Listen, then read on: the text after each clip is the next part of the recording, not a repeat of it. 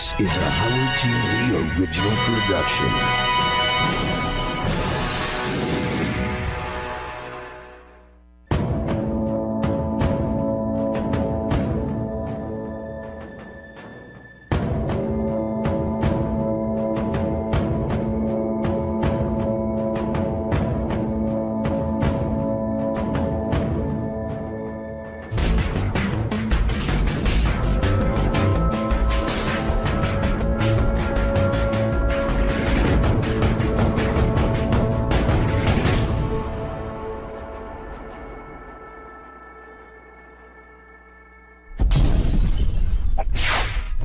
Well, what happened with Sal at the end of the show was a pretty unique thing. He got laughs. That's all. So I have this dance called the 𝗵𝗲 𝗛𝗿 dance, right? And people seem to like it a lot. So I said, hey, why don't I bring out the mask? It'd be funny to do in Lakeland. Originally, I was going to do it at the end of my set. But Artie said backstage, he goes, you know what? He goes, why don't we close with it? It'll be really good. He goes, people love it. We get towards the end of the show. Artie brings up Sal. We discussed this. We had planned it. Everything was set. Whoa,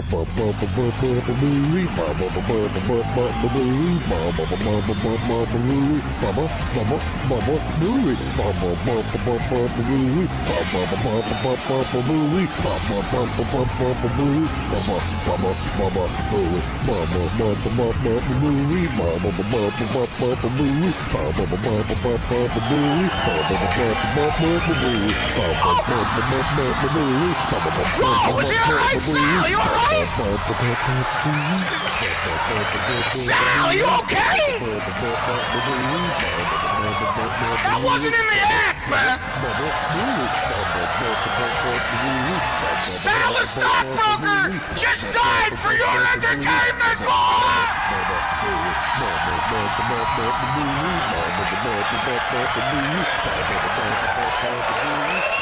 Sal, are you okay? All of a sudden, I didn't know I fell. You know, I didn't feel the fall. It was just like, boom. I was just on the ground. It was almost like a wall fell over me. And I just remember doing the dance, and then within seconds, this huge amount of pain just shot through my head. Not my arm or my ribs, just through my head, like I got hit in the head with a fucking Cadillac. And I'm on the ground, I don't know what happened. I'm like, what the fuck? And at that moment, I realized I fell off the stage. Honestly, man, you all right? He's got that hard Sicilian head, all right? Wow, I fell off the stage, wow!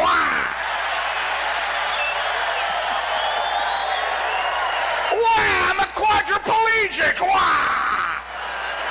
At that moment, I realized I was fucked up. And I'm like, oh my God, what just happened, you know? And there was an orthopedist right in the front row, Dr. Schenkman, and this guy just literally jumped over, went past the security, said he was a doctor, and the great Dr. Neil Berliner was there too. You know, he came to my rescue.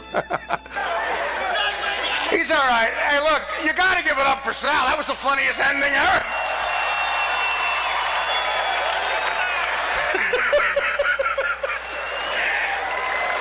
I'd have paid $100 to watch that.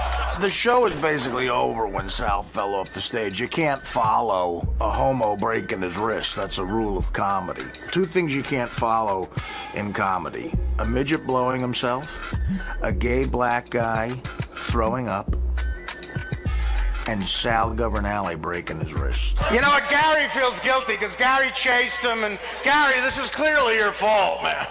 I did not push Sal off the stage. I think anybody who watches the tape knows that. I did get close to him. Sal and I had worked out this bit in advance. What he wanted to do originally was, at the end of my set, I was gonna go, 𝗵𝗲 𝗛𝗿 everybody, and then they were gonna play Booey Gold Digger. Sal was gonna come out dancing behind me. I was gonna see him and wrestle him to the ground. But Artie's like, no, I don't want none of that shit. Let's do that at the end of the show. So when it got to be the end of the show, I almost forgot that we were supposed to do it.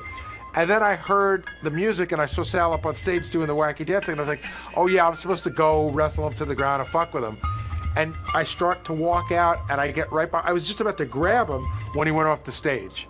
You know who's happy as hell? Richard. No more phony phone calls from Sal, just him now.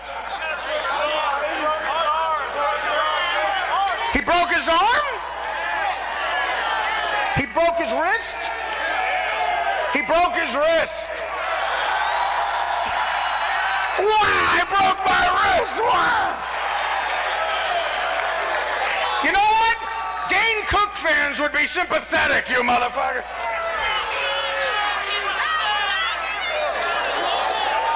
What? We haven't stopped filming Sal. No, the greatest ending, Sal, would you to be get up here like Terry Malloy and On the Waterfront. I want Sal to come up to end the show and say goodbye.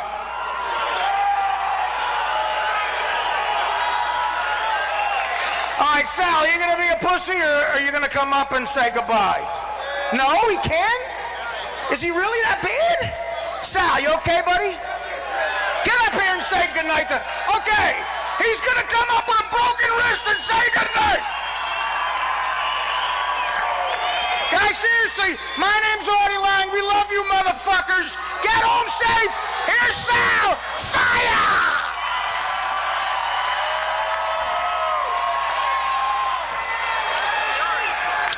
Sal has a compound fracture.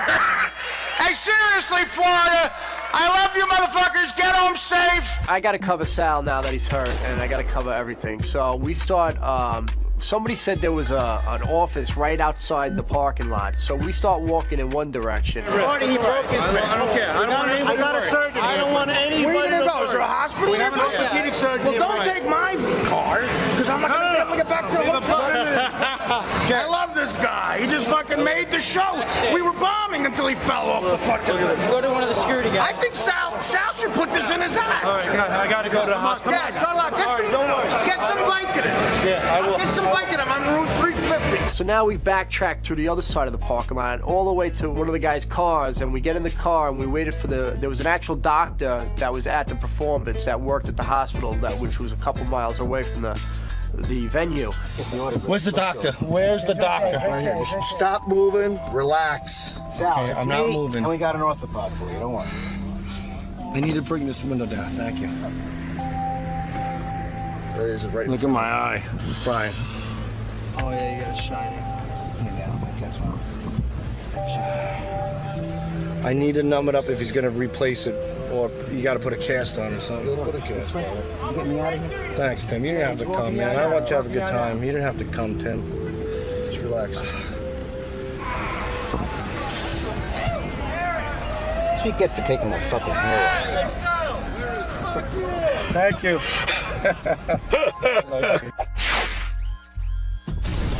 Who gives a shit about Sal? Let's hear that fucking laugh again. Holy shit, that's funny. So here's what happened to me. I ended up shattering my radius bone in 4 spots. And I also chipped my ulna bone. I fractured a rib, I bruised 3 others, and I ended up heavily bruising my pelvis. Also now, for some reason, I always wake up every morning like with these knots in my back, and I have some neck pain and stuff. You know, like when an old person falls down, they usually die a month later. I can definitely see that happening. Like if I was 60 or whatever, I don't think I'd be here right now. I mean, because it was just really rough. Every day's been tough. What's going on, Sal? Did you tell your family about this? You told your family? You told your wife? I call my wife up and I tell her everything happens. And the first thing that comes out of her mouth is, "Were you drinking?" I'm like, was I drinking? I fell off a stage with a fucking mask on in front of 4,000 people. Yeah, I had a couple of beers. And then I told her that I threw up last night from the medication. I had 2 shots of Dilaudid right here in my arm. They injected me with Dilaudid. So when I got back to the hotel, imagine this last night, 4 o'clock in the morning, and you're throwing your brains up from your hotel bed. So she goes, "You sure it wasn't a stomach bug? Because we got kids here. Maybe you want to stay an extra day." You know what? Just goodbye. Very good. Sal's wife's reaction to his fall hammers home that she doesn't like Sal, which puts her in a group that includes everyone else in the world. You know, I came home. I've been home for 2 weeks now, close to 3 weeks, and I said to my wife, "Not even a hand job?" And she's like, "Well, look at you." So what about me? You know? That's her excuse. Look at me. Yeah, look at me. Look at me. Take sympathy on me. I'm in a fucking sling right now. I can't even walk. I got broken ribs. How about taking your hand out for 5 fucking minutes, taking it off the $1,400 pocketbook I bought you, and jerking me for 5 minutes? But once he found out it wasn't going to be a snap-your-finger process, I mean, they had to come out, write a report, and everything like that, and he just said, you know what, I'm going to bed, I'll deal with it in the morning. And then in the morning... He didn't deal with it. He still hasn't dealt with it. That's just odd to me. That's a fascinating man. I would like to interview him about that. Well, I would also... I mean, was his wife with him? Yes, his new wife was with him. And I believe that Sarah, Tim's assistant, was there as well. Right. Because they're all very friendly. Right. And it was, it was a party. It was a Sunday party. I understand they went to brunch and they were drinking all day. And sometimes, when you go the wrong way on the C train, you can get into trouble. You're so drunk you don't know how to get home. Right. He probably, was out of it. So, and not one of them knew they were going the wrong way on the C train. Well, it was just the two of them. It was just Teddy and his wife. At that point. And, when these packs of gangs, these groups, I mean, they can smell blood. I mean, they could see that Teddy was drunk. No, they can smell booze. And they can smell booze, exactly. So they pounced on their prey. They found, that he was weak, and they got his iPhone. Yep. Luckily, he wasn't hurt. He had a little bruise on his head. But well, I still say you should call the police. He could easily get his phone back. Yeah. And the imbeciles who took the phone. Well, the longer he waits, the more ridiculous it is. Something's up with that story. I don't know. I don't get it. Maybe it wasn't a pack of guys. Maybe it was one dude. And one little dude, and Teddy's afraid to say that he couldn't defend himself. Why would you call the police for your phone? It's a $700 phone. Teddy says he actually ran after the guys after they took his phone. Yeah. He ran after them, and one of the guys said, dude, just go home. Right. Almost like, right. Don't, well, what are you doing? Advice. Yeah, you're going to get your ass kicked. Yeah, the thugs were giving Teddy advice in his inebriated state. They felt bad for him. Yeah, I think they felt so bad for him, that's why they didn't take his wallet or his watch. Well, that doesn't make sense to me either. The wallet and the watch. But, all right, I want to hear from him. But you bring him to me at some point. Okay, we'll give him a grilling. And I believe you covering the story when he goes to the police and being part of the chase down with the police, you would be terrific go on the that ride. beat. Oh, yeah, we'll be there. You'll be on the ride. We'll be there for all of it. All right, real good. Okay, keep me posted. Oh, while I got you here, let me ask you another thing. Sure. Did you do the toe fungus Gary report? I did not. That was a Lisa G. That's her beat. Lisa Gary's G. toe fungus. Gary's toes are Lisa's beat. Yeah, I got to tell you, because I was so curious when I heard that story, because Gary was at my house over the weekend. And, of course, he goes in my pool.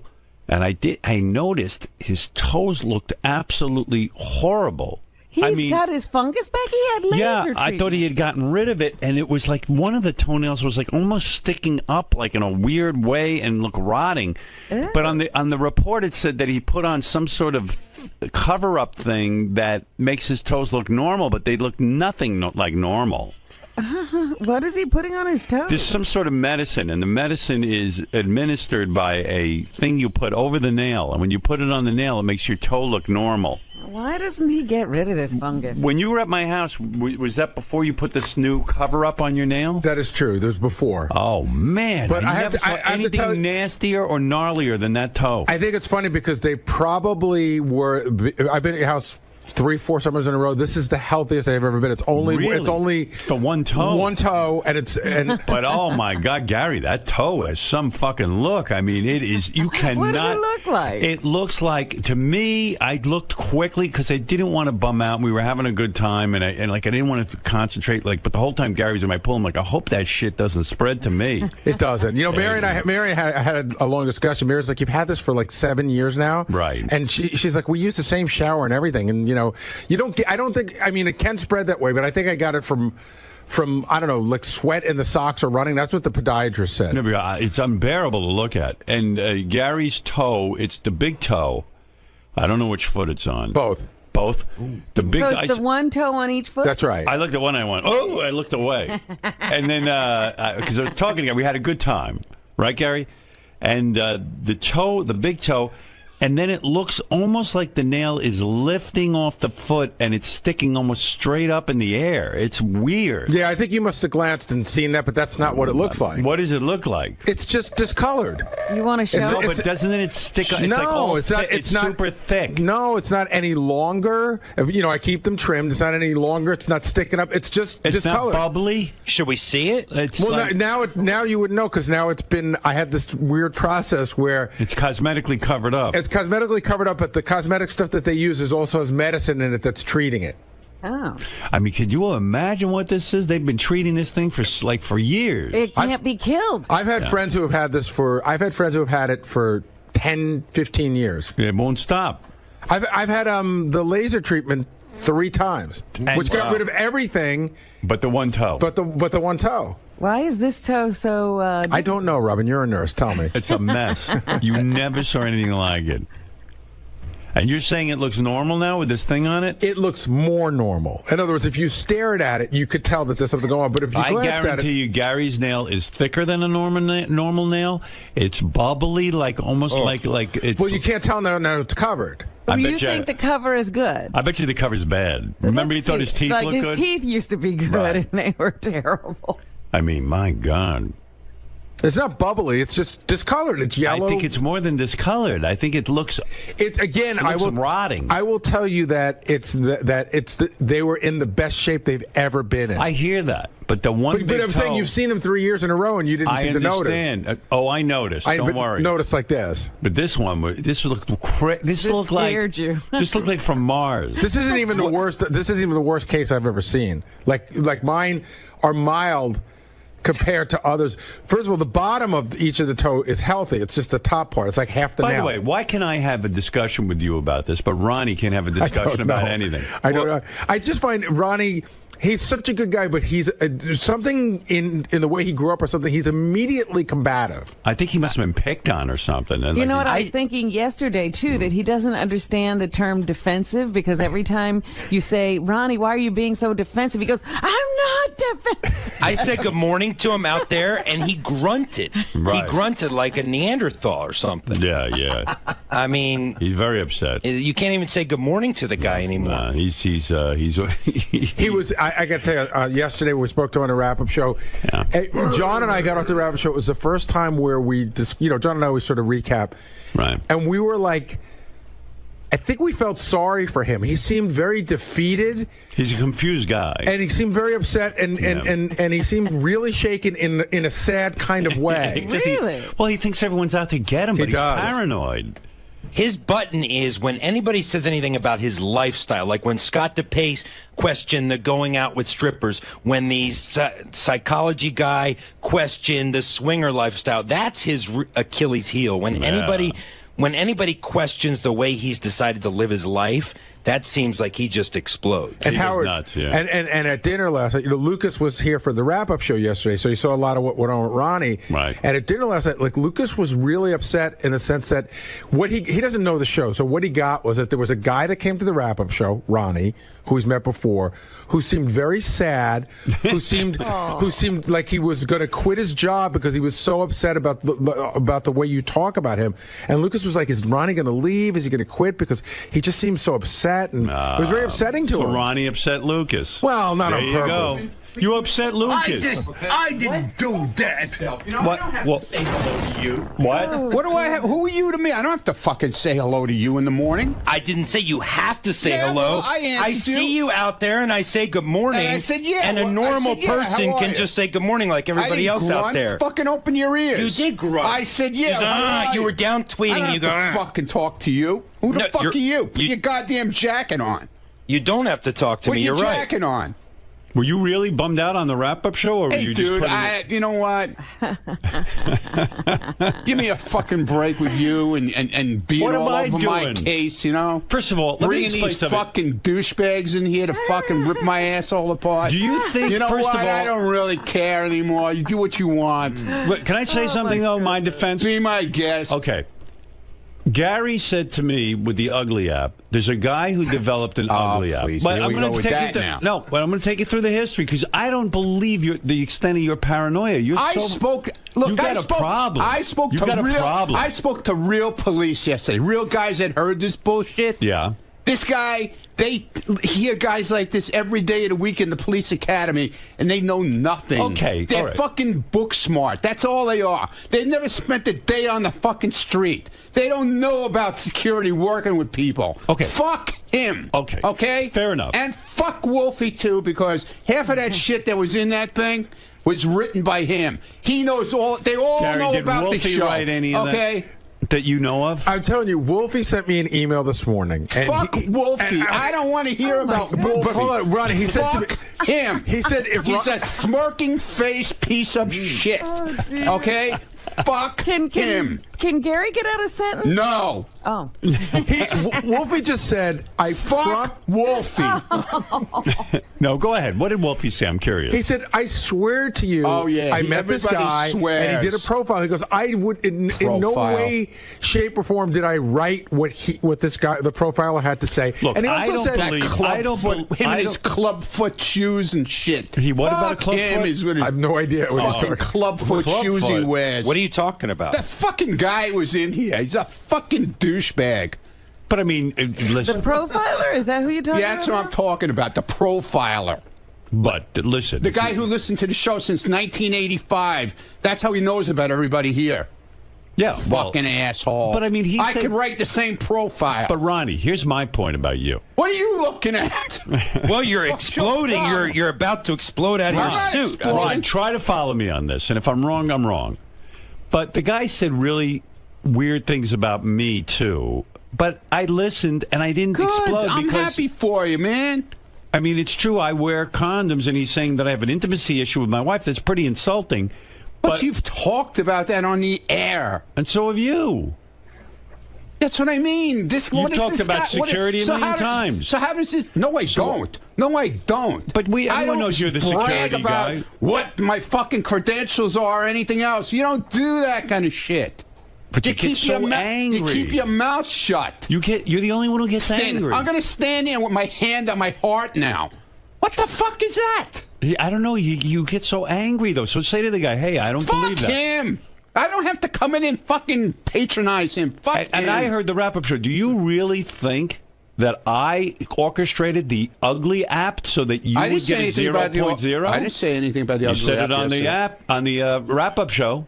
You said in the wrap-up show that you thought that not that Howard orchestrated, but that it was orchestrated against you. I said that a long time ago. So I didn't have to say it on the wrap-up show. So you think every bit is orchestrated about you? I said it back then, dude. He thinks every bit is orchestrated. Ronnie believes that every bit. Yeah, because you know it fucking riles my ass up. I had no idea that you'd get a 0.0. Whatever, dude. I don't care. How could anybody predict You know what? that? I'm going out in the hall. I'm doing my thing. Yeah, because you left can't alone. handle it. Yeah, right. I can't handle Howard, it. can I make Okay? a can I- I can't handle it. crazy? No, Can I make a because small these guys point? are full of shit. Somebody tweeted last night that yellow book, Security for Dummies, and Yeah, Ronnie and I retweeted it, Ronnie man. That's my retweeted fucking it. handbook. He said, "This is my handbook. It's That's one of those right. yellow And you know Security what? for Dummies book." Can I It was finish? securities. It was for fucking. What are you getting so close It to me was for for? the fucking stock market. It wasn't even real securities. Oh, securities. Yeah, it's securities, exactly, not stupid. security. Read Hey, the Howard. fucking. I was getting read the to cover that, of the but you book started right. to attack me. Fuck you! I didn't attack you. Put your jacket on. What are you doing without a jacket? This was an Don't impromptu come out here visit with- in the Don't come in here studio. without a jacket. I wasn't planning on coming in. Well, Can I- don't Howard, come can I in just without make a one small jacket. point? You know? Yeah, sure. You look Okay. like a bum. Ronnie on the wrap-up show yesterday said that they singled him out. I said, well, why would Wolfie single you out? He said, because it's good radio. And I made the point that they profiled Fred and wouldn't He's afraid of Fred. Wouldn't making fun of Fred might kill be him. good radio as well, but they didn't. Your Right. security training has taught you that, Ronnie. They're afraid of Fred. And then he's got an explanation. Well, I mean, you had a meltdown on the wrap-up show. I had no I idea. didn't have a meltdown. You sounded like Lucas. I didn't have any fucking meltdown. You scared Lucas. No, I didn't scare Lucas. You scare small I children. wasn't even yelling. Something's going on because the past week you've been. Yesterday I Don't asked you worry about about your me. I asked you about your new car and you jumped down my throat. Oh, it's not your business. He has some kind of new pace car, It's all not your- all painted up. It's not that your my fucking sources business. told me. My sources told me. And I know who your fucking source is. There's one source here that knows about it. Who? So I know who your source is. Who is the source? I'm not revealing You don't, because I have multiple sources on this multiple sources. So talk about your painted up pace car. None of your fucking business. What do you mean a pace It's car? none of your fucking business. Ronnie, what is a pace car? You mean like None at of a your track? fucking business, dude. You're talking about a pace car that keeps at the track? You have a That pace starts the car? race? Don't worry about what I have. Wow. I'm not talking What about do you know about We this? break news. This is what I'm telling you, What Howard. is it? You don't even know what it is. You fucking come to me yesterday and try and pull it out of me, and I won't tell you shit. Because I'm not going to give up my source. I'm not going to give up everything I know. That you have some crazy colored, painted up. Yeah, crazy. No. Pace car I had in your it painted garage. like that, right? You stupid ass motherfucker. Well, then explain what it is. Why are you? I'm not explaining anything to you, man. I don't have to. Are you now an owner of a pace car? Don't worry what I am. What do you mean? I'm asking you as I'm a not friend. telling you. I'll tell you off the air. I don't have to tell you anything on the air anymore. Wow. Wow. And then you threatened me yesterday with the block party. Oh, you want to be part of the show? Oh, you want your block party? Is that a threat? Then you better talk. Is that a threat? Yeah. No, I never said that. Basically Did I telling say me that, Gary? if I'm not part of the if I don't... No, I never if I'm not told you. Oh, Again, yes, you're you did. paranoid. Yeah, I I'm said to paranoid. you, if like you tell Lisa G, you want to be part of the show, and then sometimes you don't want to be part of the show. I'm part of the show Either all you're the time. in or Don't you're fucking out. tell me that, But man. you can't talk I've to taken you. more shit around No this one can fucking talk to place. you anymore. Between me and Gary, we took more shit in this place than anybody else. Oh, Gary Gary's takes more not shit. on your side. I don't care if Gary's on my side. I asked Gary about his disgusting toe. I'm making a statement. I asked Gary about his disgusting toe. He doesn't freak out. I'm not freaking out. I don't have to You tell my are fucking freaking personal out. business. You're okay? freaking out. I'm not freaking Someone out. asked you about your car and you're freaking out? Because he's an idiot. What is it? What is it? Why is there Why a the personal attacks? Why is there a story in that? So you're calling me an Because I idiot? bought a fucking car. Why is So there you're a story calling me in an that? idiot? I asked you about it too. What? I asked you too. What's a pace car? I don't wanna Oh, talk. look, so I'm an idiot too then, I guess. You're calling me an idiot. Whatever. Thanks. Nice. Call me an idiot. Yeah, I mean, these personal attacks Idiot. are really Look, unwarranted. The things you fucking called me over the past I fucking haven't 2 said years. anything. Oh, please. You put me down like I'm a fucking piece of shit on the street. Yesterday I didn't you put always you down put for a me minute. down, man. You love it. When you did I love put- doing it. Name something where I put you down. You just called me an idiot, so what do you... Whatever, dude. Because you don't have an example. I have plenty of I've examples. only treated you nicely. I have plenty of examples. No, you don't. Name one. I have plenty of examples. Give me an example. You're always fucking making fun with the security thing. I didn't say anything. Always. The guy man. profiled you. you. Put me down constantly. The guy profiled you. My security guy is fucking half the size of me. I never made a height How joke. do I have a fucking guy like that with me? Did I make the height jokes? Dude, I've heard it a million times. I don't know. No, I don't I've make heard it the a height million jokes. times, dude. I mean, everybody From me, else I've heard does. it a million times All from right. you. Everyone around here does. You don't hear it from me. Yeah, okay. I'm paying you and hiring you, and you're saying And I'm you're putting making you down. and you're making fun of me too, all at the same No, time. I'm not. It makes no sense. I but never okay. made height jokes. That's why I'm here. Go find one. Go find a height joke. I found him. Ever since we had the I roast. can't believe he's this sensitive. I'm you very you should have sensitive, heard him on the Robin. wrap-up show. He sounded Very like a crazy sensitive. man. Yeah, I'm a lunatic. You sound like a lunatic. A crazy Guy asked you man. about the car. No, fuck him. I don't have to fucking answer him. What the hell is Do this? you hate everyone here who asks What's you it? questions? No. It's not like I asked you some incriminating question. Here, let me show you how he does it. Let me have this. That doesn't work. He walked. I don't. No. Oh, okay, I go just ahead. want to a little demonstration. Ronnie's holding a microphone. Okay. He wants a. This is radio, He Ron. walks up to you and he sticks this in your fucking mouth like this. He Go goes, ahead. Well, that's what's this I hear about this new car you got? Right. So what did you say? Mind your business. It's none of your business. No, actually, you said something much more profane than that. Like what? Get the fuck out of my face. I don't have to tell you about my car. Yeah, exactly. Why can't you just say? Do I ask you about your car? Ronnie, why can't you just say I don't feel like talking about it? I do. That doesn't work with him. You just say, excuse me, I don't want to talk about Doesn't work with him. No, I stay on it And he because stays on it with that thing. He sticks it in your mouth. if it's an issue, like it's somebody's cock. if it's an issue that people back there are talking about, I heard you, moron. If this is an issue that people back there are talking about, then I am entitled to ask him about it. He's the newsman. He's got to ask. It's not news. But it is why- true. it's You not got a news. pace car? People It's not back news. there Why are are you talking embarrassed? I'm about not this. embarrassed. Why won't you talk about I your ain't pace fucking car? embarrassed. Why won't you talk about your pace car? It's a great fucking car. It's a So collector's tell item, us about okay? it. No, I don't want to tell you about it because it's the way you handle it. When you walk up to somebody and say, hey, listen, hey, Ronnie, you know, I just heard something from somebody that you got this really cool car. No, instead you walk up and shove this cock in my mouth and go, cock? When did it become a cock? He loves. You think it looks like a cock to you, and you think that's right, and he's tempting me with his cock. That's his cock. So you want me to get another microphone that isn't a phallic symbol? Is that what you're saying? I talk to Lisa all the time. She doesn't walk around with that thing. But you stick it in everybody's mouth. Well, that's because you have ulterior motives. So what is this? You bought a pace car. Do you go to the track with it? No. What, you drive it around town? It's a car. It's a regular car, but what does it have? Stickers all over it? It doesn't have stickers all over it. What does it say on it? How does one distinguish that it's a pace car? Because it says it. It says pace car. Indianapolis 500 pace car. Now, this is a car that you drive around in every day? No, when I feel like taking it out. Is this in addition to your other cars? Or Yeah. It is? Yeah. It's a collector's item. It has collector's insurance on it, everything. Now, what's so special about a pace car in the sense that it's... They only made 500 of them in that year. And why do you like this so much? Because I like cars, okay? Do you feel that people... You like your things, Yeah. I like cars. Do people that feel... That bothered you too, I know that. No, I'm asking... I didn't do anything. You were doing so good, Ronnie, up until that. Do you feel people will think you're... No, I feel shit coming on. No, you know, I'm asking you... I'm paranoid, But remember? let it come on. Don't just anticipate it. Do you feel people will think you're in the race car business if you drive a pace car? I don't care what they think. Doesn't it appear that you're in the race car business? No, absolutely not. Mm-hmm. That's it. That's the only question I had. Good. Do you wear a jumpsuit? Yeah, I wear a jumpsuit. Yeah, I wear a jumpsuit, a crash helmet, racing gloves, with a microphone. I don't so know I'm in anything contact about with my pit crew. I don't know. Is this common that people drive around in pace cars? No. Yeah, they make 500 of them. It's a collector's item. People like to buy them because they're really into it. I'm like Jay Leno. You know, I collect cars. It's a replica of the car that was actually used maybe that year. Oh, it's a replica. Yeah, it's not. It wasn't actually used at the Indianapolis 500. They made 500 of them.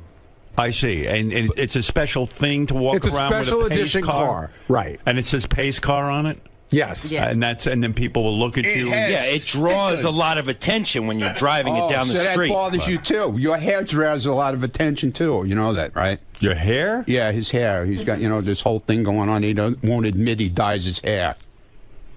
Do you everybody knows it, but okay. Ronnie, he's just trying to push my buttons. No, do you dye your Let hair? me tell I like to push unequivocally my do not. I unequivocally do not dye my hair. My fucking buttons, Mr. M26. And look how defensive he gets. Look how gray it is on the side. There's no gray. Your fucking eyes are popping out of your fucking head. Look how gray it is on the sides. Okay, if I you leave a little bit. That's the whole idea. You are not going to rile me up, Ronnie. Look at my mustache. Look at all the gray I leave in it. You're scaring me with your laugh and the fact you're so close. Listen to me. If I use the product that you claim I use... You don't like that I'm close? How about when you stick that black thing in my mouth, huh? Excuse me? If I used hair color, it would be a much better color. No. It is gray on the sides. No, you try to make it more natural looking, but, you're not doing a good job. I swear, you're not doing on a good my job. child, I don't dye my hair. Well, there you go. So there you go, Ronald. Are we done? No.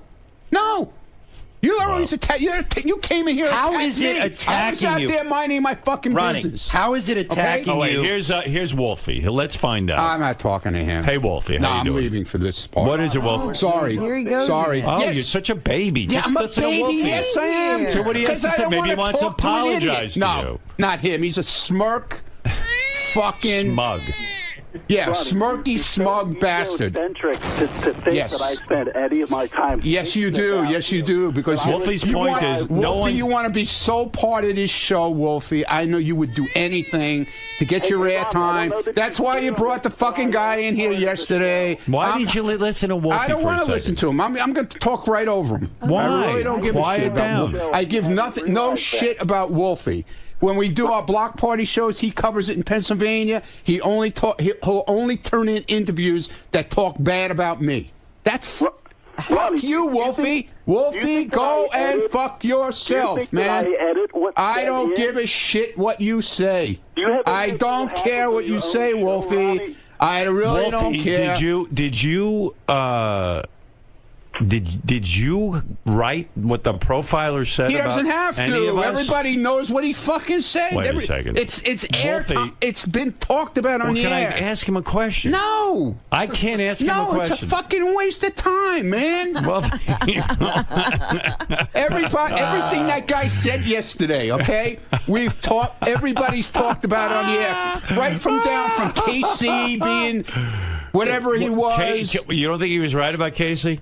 That's what I mean. Everybody knew that. Right. He wasn't saying anything. And we talked about it on the air. That crazy. You are a paranoid baby, Yeah, well, you said that yesterday too, Wolfie, okay?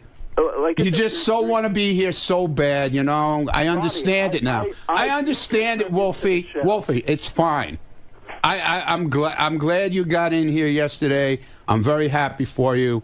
Wolfie. But you know what? You're not here every day, and I know you're going to cry about that, so Wolfie. it's fine. I don't need to be there. Oh, you do need to be here. You need to be here in the worst way, because I know you beg for a job here. I know you beg for a job. You beg for a job here, Wolfie. You beg for it. Ronnie, you beg for it, dude. He won't let Wolfie talk. No. What is that? Is that your thing? You I filibuster? filibuster. You talk over everyone? Is that your thing? What? So it's okay for him to fucking It shows walk you're all insecure. over me. Well, I am insecure. Well, let's hear what he's got to say. I don't want to hear what he's got to say. I don't care. That's the whole thing. I care. Well, good. Then you can listen to it. I don't have to listen to it. Why do I have to stand in and listen to something I don't want to listen to? Why? Why do I have to listen to it? I don't have an answer for that. I could be in my pace car. Yeah, exactly. All right, Wolfie. I can't hear what you're saying anyway, so... Have a good day, Wolfie, and you'll keep trying to get a job here. Marianne from Brooklyn, you're on the air. Hi, Howard. This is the best ever. Ronnie, you know I love you. Howard, he stands up. He's 60-something years old. He watches you back at AGT. I'm watching him from the box. I don't have a problem with him. He can't communicate with anyone. A guy comes in here. Fine. Ronnie can't handle talking to anybody. I never saw anything like it. It's old school. He was born he's more like my age, and he feels very defensive, and I think everyone's sort of picking on him. Maybe you're right, Joe. Go ahead. You're on the air. Ronnie, you are such a baby. Yes, I am. Of course. Ronnie, here's my point. Go ahead. Man, you bust balls around there nonstop. Somebody... Wait a minute. I bust balls around here? Yeah. How do I bust balls around here? You're constantly joking with people and playing around. There you go. Yeah. Joking. There you go. No, joking. You walk up to people, you tell them to fuck off, and then you say you're joking. But the people don't know you're joking. Oh, they don't. Please. They know me long enough. You bust balls. Yeah, okay. Everybody busts balls around here. Well, everybody. So you should take it a little bit, and I don't think that guy yesterday was busting your balls. I take it from the people around here. I don't have to take it from outside people, dude. I take it from you. I take it from everybody here. Nobody gets their balls Is this busted. a case that you can dish it out, but you can't take it? No, that's bullshit. I take it. You can't tell me I don't take it. All right, let's go to Clayton. That's horseshit. Clayton, what do you have to say? You don't take it gracefully. No, maybe I don't, but I take it. You got to calm down. You're going to have a fucking heart attack. Yeah, no, Clayton, I'm going to blow another eyeball. Yeah. You know? Yeah, well, now I see why your eyeballs are blowing out of your head. Clayton, go ahead. Hey, Ronnie, you got the 82 Vet or you got the Buick Grand National? Neither one, dude. It's the Come on now. Neither one. I'm serious. It looks like a Corvette to me, the one I just saw. Well, that one he says he doesn't I'm saying it's a Corvette, but it's not 82. Oh, Ronnie, it's a Corvette. I'm sticking up for you. It's and it's not. Sharp car. By the way, it's not very sharp. It's not 82 pace car. It's a 78 pace car. Wow. Okay, man. No, not mine. But I'm just saying the pace car he's talking about is not an 82. It's a 78. Silver and black two-tone. Ronnie, are you upset with the source for telling John Lieberman about your car? You know what? It's part of the deal around here. I know who it is. I definitely know who it is. Who is it? I'm not saying. Who do you think it is? I definitely know who it is. I'm wondering. Is it Richie? I'm not saying anything. I just said I definitely know who it is. Richie Wilson. I didn't say anything. I'm asking you. Who's the source? So you don't know. Because you would identify. Okay, I don't know. Okay. I don't. It was not me. Was not Richie? Did not say a word. I didn't say it was Richie. It was multiple sources anyway. I didn't say it was Richie. It was multiple sources anyway. Who are you suspecting? Good for you. Why are you not telling me that? I don't care. I care. I don't care. Who do you suspect? I don't suspect anyone. So maybe you don't really know. I don't really know. You're right. I don't know. You don't know? I don't know. Don't know. Wow. Boy, oh boy, are you worked up. Yeah, I'm worked up. I mean, I've never seen you this worked up. Yeah, well. I mean, it's unbelievable. And when the things you said about me were fucking terrible. bothers me when a fucking retard comes in here with club feet and fucking tries to rip my fucking ass apart about the job I do. He knows nothing about the job I do and how I handle people, really handle people when we're in a situation. So he can go fuck himself. Do you think... He never handled a situation in his life. Here's a note I just got. Ronnie talked about the pace car at his last party, and John Lieberman was there. So, who needed a source? I don't know. I actually don't remember hearing about it there. Maybe I did talk about it that day. Whatever. That's what I'm saying. He's my source. Let me see. Let me see if that's the right picture, Gary. Is that Ronnie's pace car? Let me see it. Is that your pace car? Let me see it. His pace car. Absolutely not. Absolutely not. Absolutely not. Nope. Can you imagine him driving around in his pace car? How often do you do that? I'd like to see that. When the sun shines. Yeah, what's a nice day? You take it out. Come out in the rain or it'll never come out in the rain or the snow. Do you drive it at high speeds? No, absolutely not. When do you? How fast can your pace car go? Must be able to go very quick. It's a Corvette. It goes as fast as a Corvette goes. What's the top speed it can go? I have no idea. I never tried it. Have you used it on any bridges and tunnels in the city? What?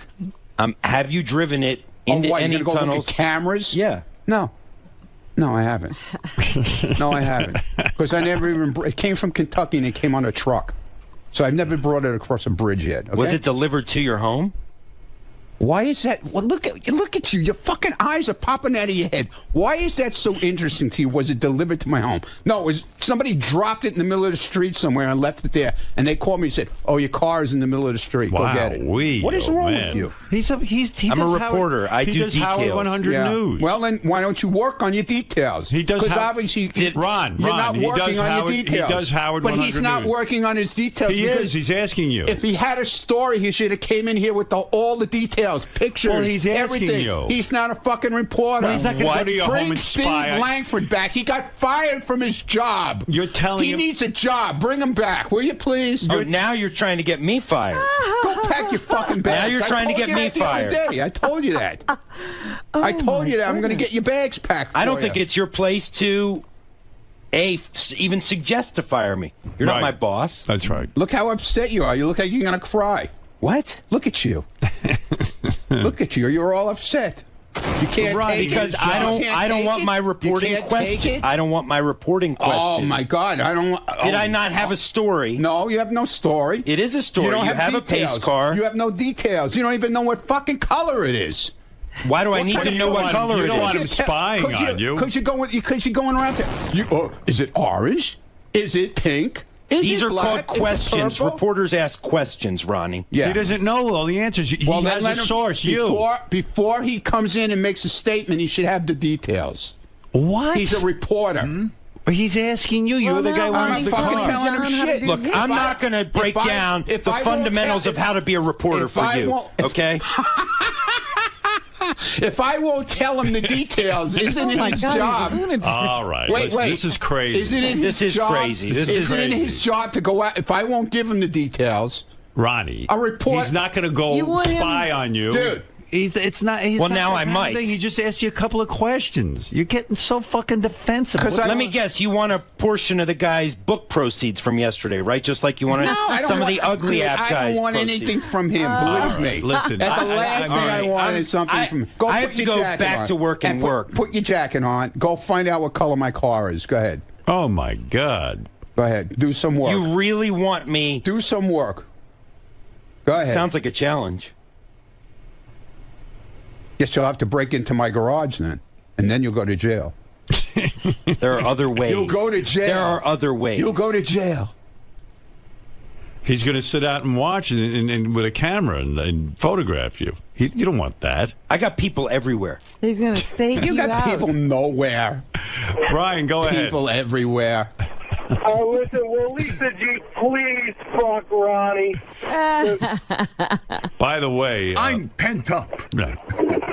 I would love to have that all go down, too, because that would be great. All right. Thank you, Brian. Listen, Ronnie, thank you. You're welcome. Have a nice day. Thank you, John Lieberman. Have a nice one. I still say John's a great reporter. Sorry, Ronnie. That's good. I'm glad. All right. I'm happy for you. Wow, that was some interview. He's amazing. Oh, my God. Oh, yeah. Anyway, I was trying to tell you about Gary's toe fungus, but I do have to... That got gobbled up in the Ronnie man. Sure did. What is it, Carl? Hey, Howard. Ronnie's a bitch, man. Who flies off the handle like that as a security professional? Think of you got off-duty cops with you. He would get rolled up in a heartbeat. He'd get that handlebar mustache punched right off their fucking face if something really happened, man. Thank God you got real cops with you. All right, listen, Carl. Thank you. Thank you. He'll come running back in here screaming.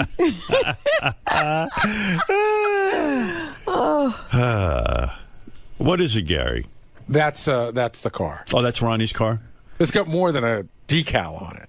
Oh, my God. It's a whole those thing. cars are really painted up. Official pace car, and then it's got Corvette written across the glass.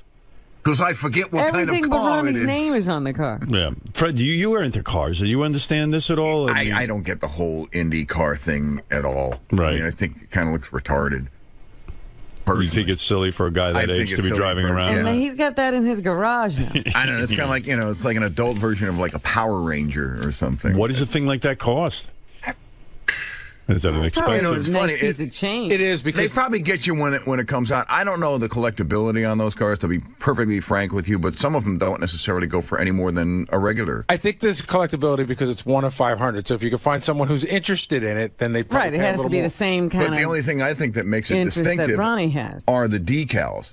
Yeah, but I wouldn't want to drive around with stuff written all over my car. But I don't even want to have like a vanity plate. Right. But and he the likes whole that. thing is when you drive around in a car like that, everybody's looking at it, wondering what it is.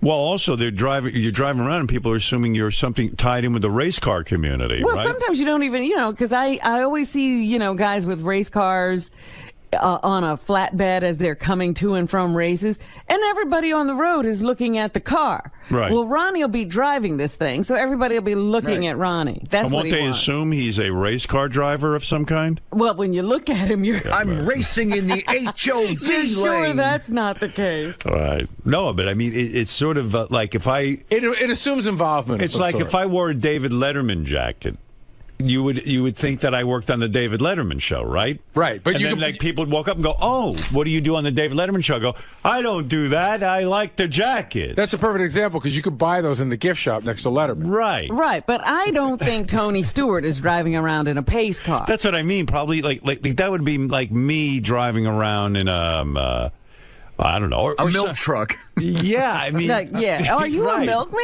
You're a milkman, aren't you? I just worship milkmen.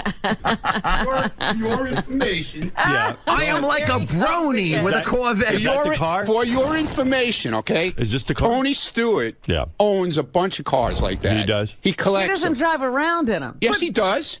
But he's a race driver. But he Yeah, but belongs in one of those. Yeah. That's what he does for a living. He What do tells you you have to- that, Ronnie.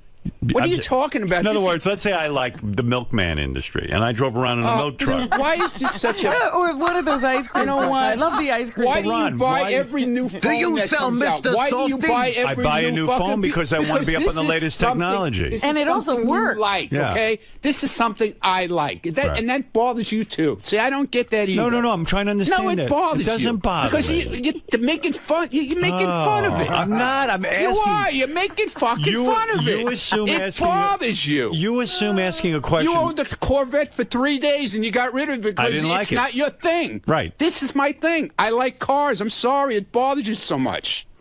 All right. Fair enough. Thank you, sir. We You can't have a conversation with him. You can't because it's unfair, dude. It's unfair to talk to you.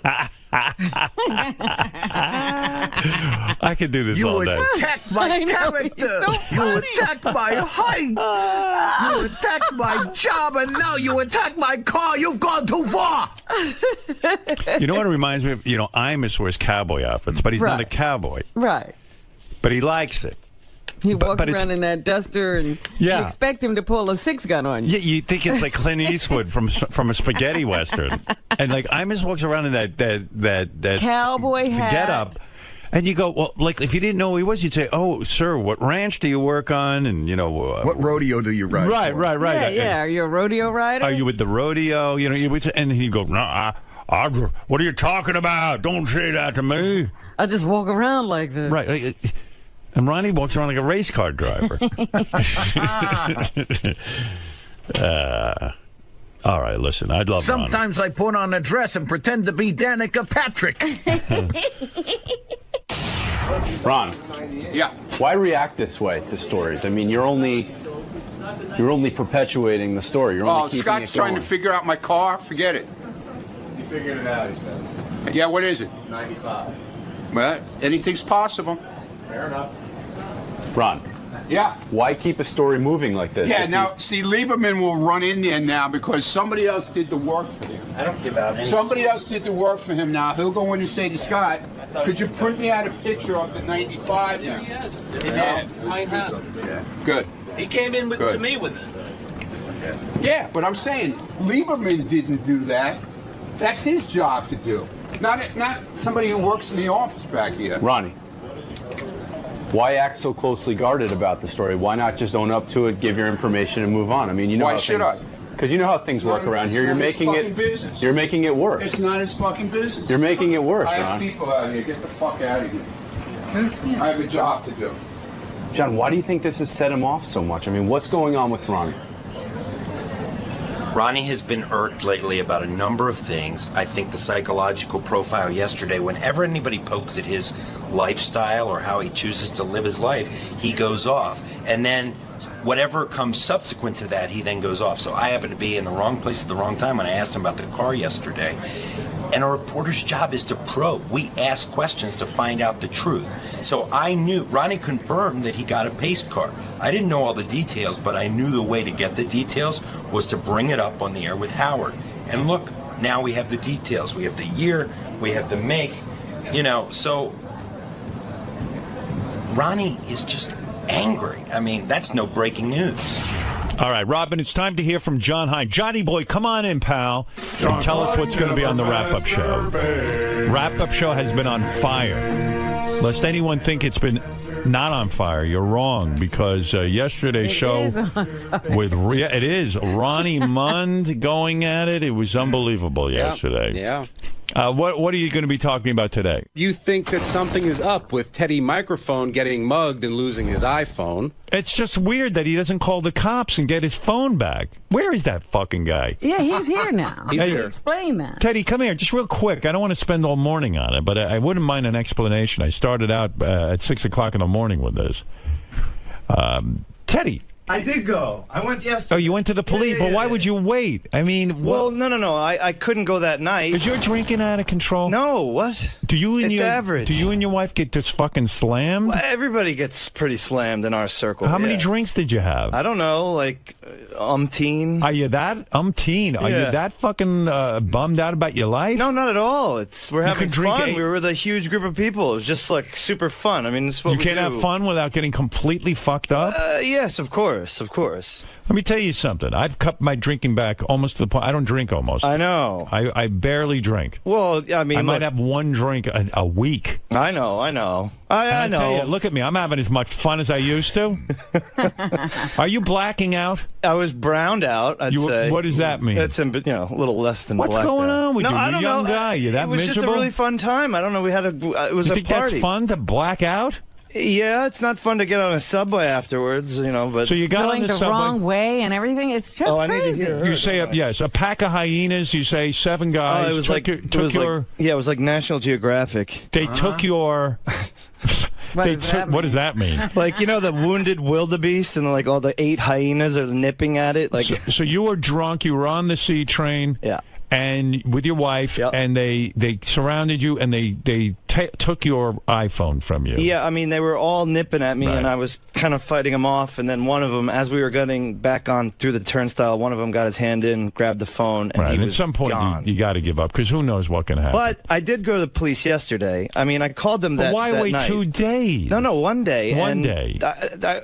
I folled the advice of the 911 operator. He's got an iPad, and on the iPad it tracks where your iPhone is. He knows the exact location. The cop said to him, just you have to file a report, and we'll go get your phone. And you got to jump through their hoops. I mean, they don't. It's not like hoops. I mean, it's not like they got to just make sure go kick down the door. Well, of course, because they got to make sure that you really own the iPhone. Yeah, They can't just you call them up. They just can't go get it. But for it's you. also a little minutia involved because it was at a train station, so now it falls under the Transit Bureau, and then it's this, and then this, and this. And I went to my local precinct, which is up here. All right. Do you have your iPhone back? No. What, you have an iPad. It tells you exactly where it is. It's still sitting in the same spot where it was. Where are the police on this? They are now investigating, but you know, investigating. Yeah, you mean detectives have been assigned and everything. Yeah, and you gave them the location. Yeah, and they need to, in fact, come and collect my Metro card to double check where I was when I swiped it and all that other stuff. They're By really that time, going deep. the phone's going to be gone. As soon as the battery dies on the phone, you can't track it anymore. Oh, for Christ's sake! Well, I mean, look, I got lucky. Look, Teddy wasted several days. He did, but I mean, 1 day, Robin, 1 day. It was Monday, yesterday afternoon. And the reason you didn't go to the cops right away because I you called were drunk. 911. It was like 10 o'clock at night, and it was Sunday night, and I just You were wanted too it. beat. Yeah, I was You just were like, I have to get up. You were wasted. The guy's like, the 911 operator was very nice, but they said, oh, we'll have to send a car over to your house, and I figured it would take hours. All right, well, keep us posted. Look, on I'm fine. It was like, we're very lucky. No, We're I know blessed, you're fine. I mean, but you should have your phone back. I'm a little sore here, but that's all right. What, they punch you in the head? I don't know what happened. I don't know. Well, of course not. You were so wasted, you blacked out. Yeah. Well, listen to me, my that friend. concerns me more than the phone. Listen to me. That you put yourself in danger. I love these people who decide that they can go and be out of their minds and nothing's going to happen to them in a big city. Now Robin's upset with you. I'm sorry, Robin. That's right. You probably sore from falling down when you were drunk. Yeah, he probably hit his own head. I know. That's why I didn't bring that up. Didn't you recently bash Benji on the wrap-up show? No. Yeah. No. I heard it. What? Benji, you and Teddy having a hard time? No. I've always liked him. I just thought he was real Weasley about it because he bashes me on air and then he comes up and I bash him off air and then I can't come up on air. No, but then you come up to me off air and you said, "Hey, I just made that up because I wanted to get on air." So I didn't say that. I just said that's my. I'm like I have to. I have nothing to say here right now. That's my angle. Well, you said you didn't really. No, feel but that like way. little things like the shoes. Like when you brought up his shoes today, like these little fucking things that just drive me crazy. Last year with the wig, with the whole Rock of Ages Benji thing. Seriously. He tries to draw eyeliner, but then again, I zoomed out and I stepped out and I said, wait a minute, I've only been here 6 years. There was the Benji who came in African garb. There was the Benji who did this. So maybe that's his thing. And then I said, it's not my place to. And then I felt bad that I was just in a grumpy mood. And it was, I don't know, pre-wedding stress. You've also been critical of John. After your wedding. You've also been critical of John Hine. You feel he's too straight-laced for the show. John Hine? Yes, No. John Hine. Isn't that true? No. Yes, it is. No, not at all. Straight-laced. Too straight-laced. In other words, he should be a little looser. He's a straight guy, but no. I mean, I'm not. I don't think he should be looser. You're not critical of him? No. The one thing I did say was when he got the fast food truck, I was like, the guy doesn't eat any condiments, but Okay. All right, that was Teddy. everybody's criticism. Keep me posted on that phone. Yes, if I get the phone back, I'll let you know. But otherwise, the new one's coming out in 6 weeks, so I'm eligible for an upgrade. Maybe you don't even need it. That's exactly. right. Yeah, let those guys have it. They can have it. All right, thank you. Later. Concerned about his drinking. Can you think you could stop drinking for 6 months? No. You can't. So you're an alcoholic. No. What? Are you an alcoholic? No, but... That means you are. What do you mean 6 months? Why would I want to? Stop for 6 months because... What's in it for me? Health, to show that you're not addicted? Not good enough. Maybe, I don't know, I'm going to miss out on a lot of fun. Can you stop for a month? Do you think I could. You sure. could? Do it. But I won't. Show me. I can't. You're an alcoholic. You got to raise the stakes. You're an alcoholic. What do you mean? I mean you're an alcoholic. No. You can't quit for a month. I can. I can do anything I want. I can do anything I put my mind to. Quit for a month. No. Why? Because. Because why? Because I'm having fun. You're having fun. Yeah. Do you I'm have having any an other awesome kind of time. fun? Life without booze is not Yes, fun. exactly. I'm not going to lose my arm. And Let's go, baby. All right. Okay, you might have a problem. Well, we'll see. I'll cross that bridge when I get to it. All right. I know you've been right about a lot of things. Right about everything. I know I'm you're right, America's I know. judge. I know. All right. Thanks, Goodbye. Teddy. Right. Right, Robin? Right. Right. See, even Robin agrees. Teddy microphone. Sir. Mm-hmm. Obviously a tumultuous Sunday for you. Yeah, no big deal. I mean, I think I had it coming. I got robbed of my iPhone, and I did go to the police yesterday and filled out a report and, started the whole minutia, really jumping through all the hoops. Why do you say that? Why do you say that you think you had it coming?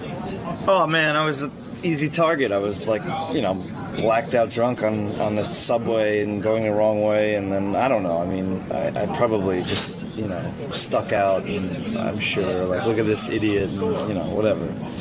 I mean, it could have been a lot worse. They didn't get my wallet or my watch or her engagement ring or anything like that. So it's just a fun.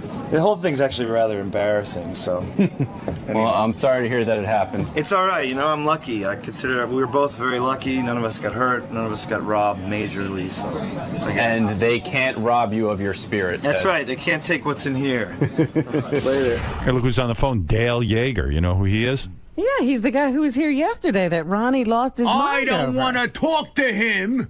Dale, what's up? Hey, Howard. I'm sorry to bother you, but I heard earlier, I'm listening to the replay of the West Coast show. Yeah. Mm-hmm. And I hear Ronnie making a statement which is absolutely ridiculous and asinine. Which one is that? Well, he makes a statement. He goes, well, I've talked to real police officers, and they say they know these guys. They're all book smart. They hear them at the academy. Howard, I've been operational in the field. I'm operational now. I work on cases. I'm in doing interrogations. I'm not a guy who's just some college professor that stands in a room and gives theories. No, I tried to tell Ronnie about it, but he won't listen to me. Ronnie's screaming too loud to listen. And you know what blows my mind is, of all the profiles I did, and I actually did one on Robin, but we didn't get to it, but of all the profiles I did, his was the shortest. Right. And he got the most upset. Yeah, I still don't understand what he got so upset about. I don't either. And that's another thing, too. I wanted to clarify. I said that I believed, and again, it's not definitive, I believe that he, in his past, has done swinging because of all the stripper things. Well, swinging is when you have more than one sex partner at a time. 2 people or more. Mm-hmm. I don't think he understood what the definition of that was. I just wanted to clarify that. All right, Dale, fair enough. All right, thanks. All right, thank you. That's Dale Yeager, who is a professional profiler who got into a huge fight with Ronnie yesterday. Yeah, well, he's probably set Ronnie off again. He might have. He might have. I don't know. It's very possible. Ron. Yeah. Now that you've had some time to think about things, Yes, we played that. What? have your feelings changed now that you've had some time? No. Feelings changed about what? The guy's a fucking professor. Well, he said he has done some field work. He has. Yeah, been out. he says he's still in the field, giving lectures. That's not the field. It seems like you're giving him a lot of power by not answering to him. He has no power. I talk to real police officers. They know about guys like him. They laugh at him. What else is in the news? What do they do? They laugh at him. How do they do that? Starbucks, Macy's, and other. Stop turning the radio off. I can't hear you. What did they do? They laugh at guys like Dale Yeager. And how do they do that? That's scary, man. That's right. I wouldn't come near Howard if you Yeah, it's like a fucking Creedmoor laugh. You know where Creedmoor is? Huh? You know where Creedmoor is? I'd imagine it's about 2 feet in front of me right now. You never heard of Creedmoor? Oh, man. You heard of Creedmoor. I've heard of Creedmoor. You heard of Creedmoor. It's a mental institution. Yeah, I know Creedmoor. That's where Ronnie should be. So I was right. It was a couple feet in front of me. Yeah, it's where Ronnie should be. Locked up in it. I'd feel, speaking of security, I'd feel a whole lot safer if this interview ended. Good. End it. End it.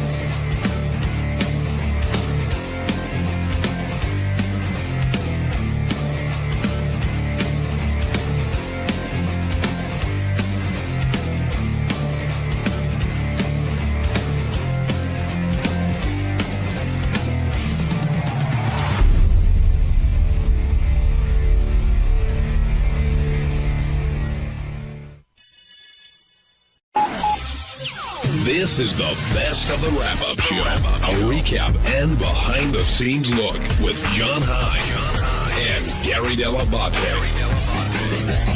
The best of the wrap-up show begins now. Hey, it's Gary 𝗏𝗏, Bubba Booey. On Tuesday's wrap-up show, there was a lot of Ronnie. First, Ronnie, it turns out, knows that Taylor Swift's fans are called Swifties. We don't know how he knows that. Then Captain Jenks called in and talked about the prank call he made involving Ronnie. And finally, Ronnie told us that he went to see the play Cinderella. Yes, a 60-plus-year-old man went to see the play Cinderella. Here's how it all went.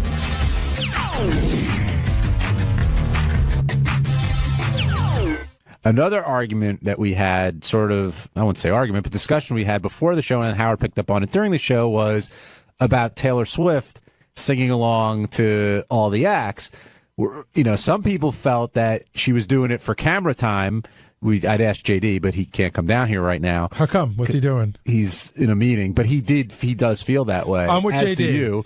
And I and Steve both feel that she's a young girl who just likes music. I think that when you go to an event like that, where you're really the focus of attention, she's not just anybody going. Agreed. She's the focus of attention. Yes, you should go and have a good time, and there's a party that says, hey, I'm going to go do what I want and be who I am. But there's another party that knows that every little thing you do, the camera's picking up on. So I think that her singing every song is a move. It's a move to get on camera. I disagree. I think she's just singing along, and she's enjoying the music and being a 23-year-old girl. Can we tell the audience that you, off the air, refer to her as Tay-Tay? On the air, I've said Tay-Tay many times. So you're in a whole other league. Look, just because I've seen her in concert 5 times. Have you seen her 5 times? 5 times. You know I'm going again, right?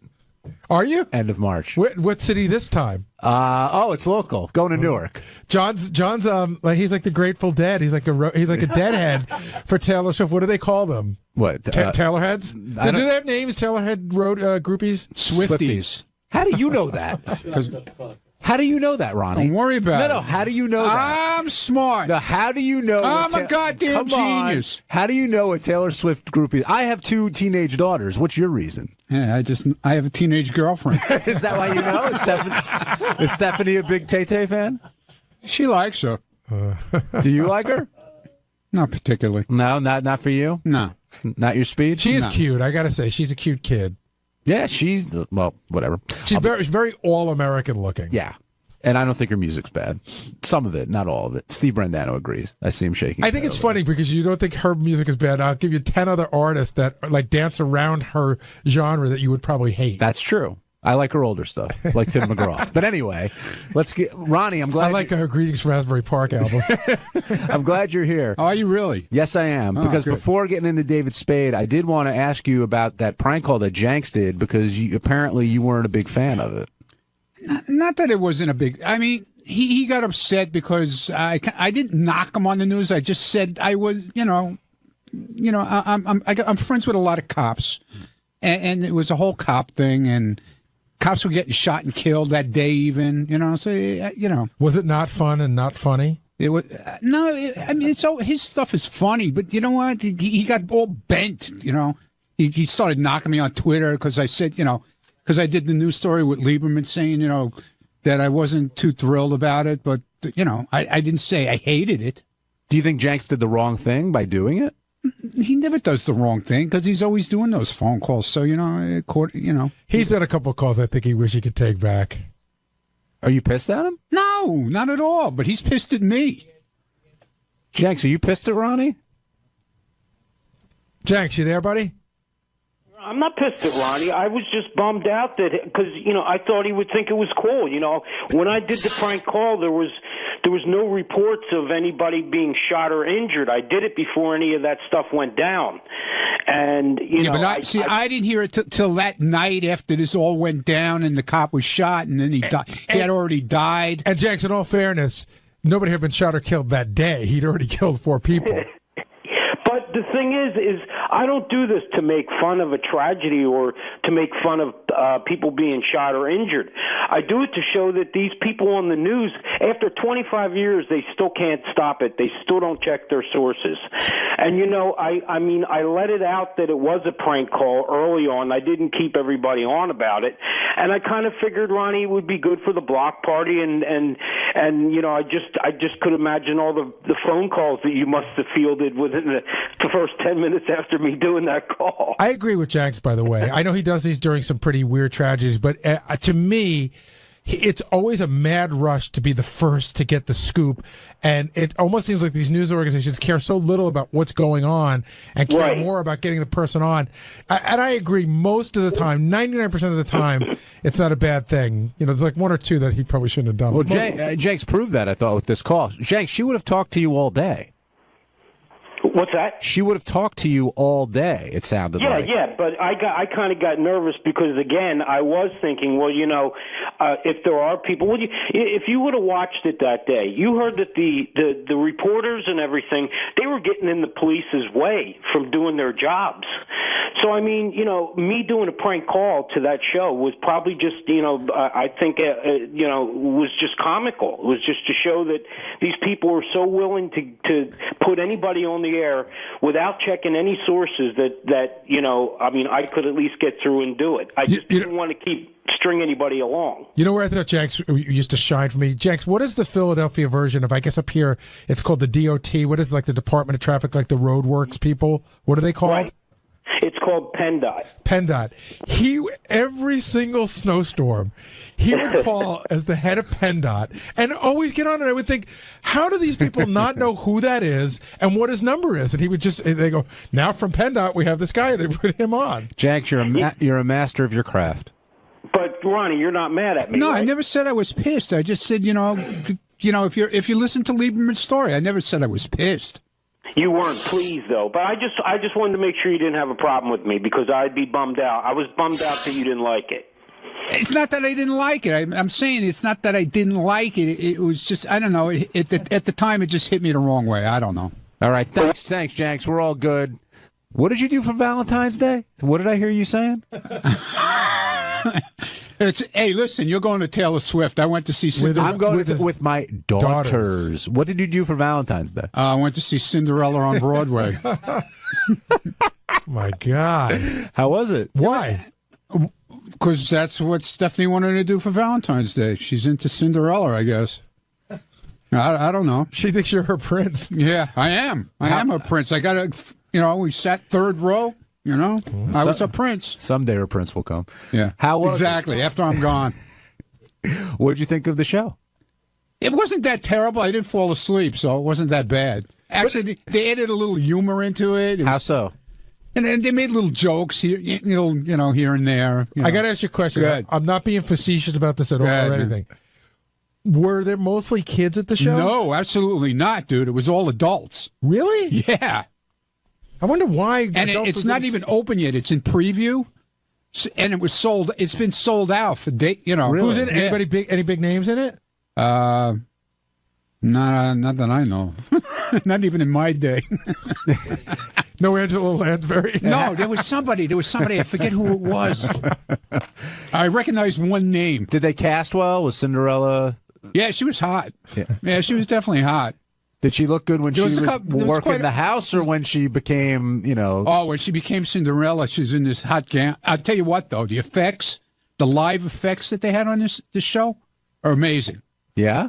I mean, like the dresses, They like changed right in front of your eyes, and you didn't even know they changed. Like Kelly Clarkson's dress at the Grammys. Yeah, exactly. They just spun around and bang. They were exactly. It was crazy, and I'm sitting like 3 rows back, and I'm trying to figure this out. You think it'll make it on Broadway? It's opening March 3rd. I understand. Do you think it'll stand the test of time? I think so because a lot of kids. They're going to take a lot of kids to see it probably. But you said it was adults. It was adults. There was there were some kids there, but I'm telling you, it was mainly adults. Cinderella. Happy Valentine's Day. Yeah, it was great, man. I'm sure Stephanie must have been thrilled. Though. Please. Unreal. On Wednesday's wrap-up show, we talked a lot about Mark Cuban and him entertaining Shark Tank pitches from the staff. So Richie Wilson came in with his winning pitch, but Tim Sabean came in with his losing pitch, and Scott DePace came in to explain why he didn't pitch at all. Lots of fun, as always, on the wrap-up show.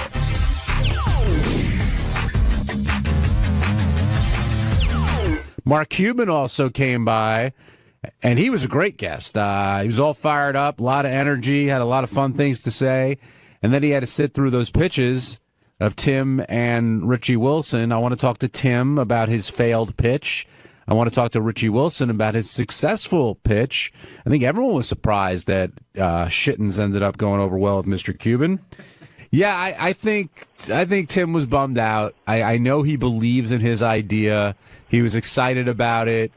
I wanted to pitch his other idea, which is a leash for a television remote. I'm sorry to give that away, Tim, but you're talking about the thing like whenever you go to the shittiest hotel in the world and they have the leash on the remote control. Gary, like don't let him know that. But his app to find, clean places to go to the bathroom. I know it exists, but apparently Tim's is a little bit different, but we really didn't get to learn the details because Mark Cuban shot him down pretty quickly. He went, eh. Yeah. Do you think that in Tim's pitch, it was necessary to tell Mark Cuban, a guy you're A, trying to get money out of, and B, a complete stranger, he could have just said, hey, sometimes you got to go to the bathroom. He didn't have to tell him that he shit all over the wall. That's what makes Tim, Gary. He didn't have to tell him, but he wanted to, add some color to the story and get him interested, and I understand that. Tim came to me afterwards. He's like, this app is going to kill. He's got it under control. Yeah, get Tim down here. I want to talk to him about this app. Did you know he put $8,000 into the app already? He told me 4, but it's going to take another 4 to get it to where he needs it to be. Oh, okay. So I figured it was the other way. He said 8, which means he's probably put like 16 into it. No, but the thing that I didn't know how to say this to Tim because even before he went in, I was getting texts like crazy or IMs like crazy that there's like 50 apps that already do this. But Tim was saying that they're not interactive, but I haven't seen them. I would think they would be. Yeah. In other words, if you're going to go look for a bathroom, it would seem like you just Instagram a picture of a clean bathroom. Richie Wilson, though, has put $8,000 less into his idea, and he got the endorsement from Mark Cuban. And I saw out in the hall, you guys were buddying up. Is this gonna happen? I put 8 minutes into this. That's all it was. Yeah. Quick little idea, and he liked it. He was really cool about it in the hallway. I love the idea, by the way. As a frequent user of Man Groomer or whatever you call it, it's a great idea. Were you surprised that he went for it like that? No, because everybody I spoke to said it's a good idea. Like I haven't heard anybody, no pun intended, take a shit on it. So what are you going to do? I'm trying to reach out to companies now about having it manufactured. I'm looking for, and if a company's interested, get in touch with me. And Rachel's at home right now. She's looking up manufacturing companies. Here's your problem, though. What about all the other people out there listening who are doing the same thing? I totally know that, but listen, it's out there. I knew that going into this, that I'm putting it out there. Did Richie copyright it in any way by doing it on the show? Can he take this tape and document this date as...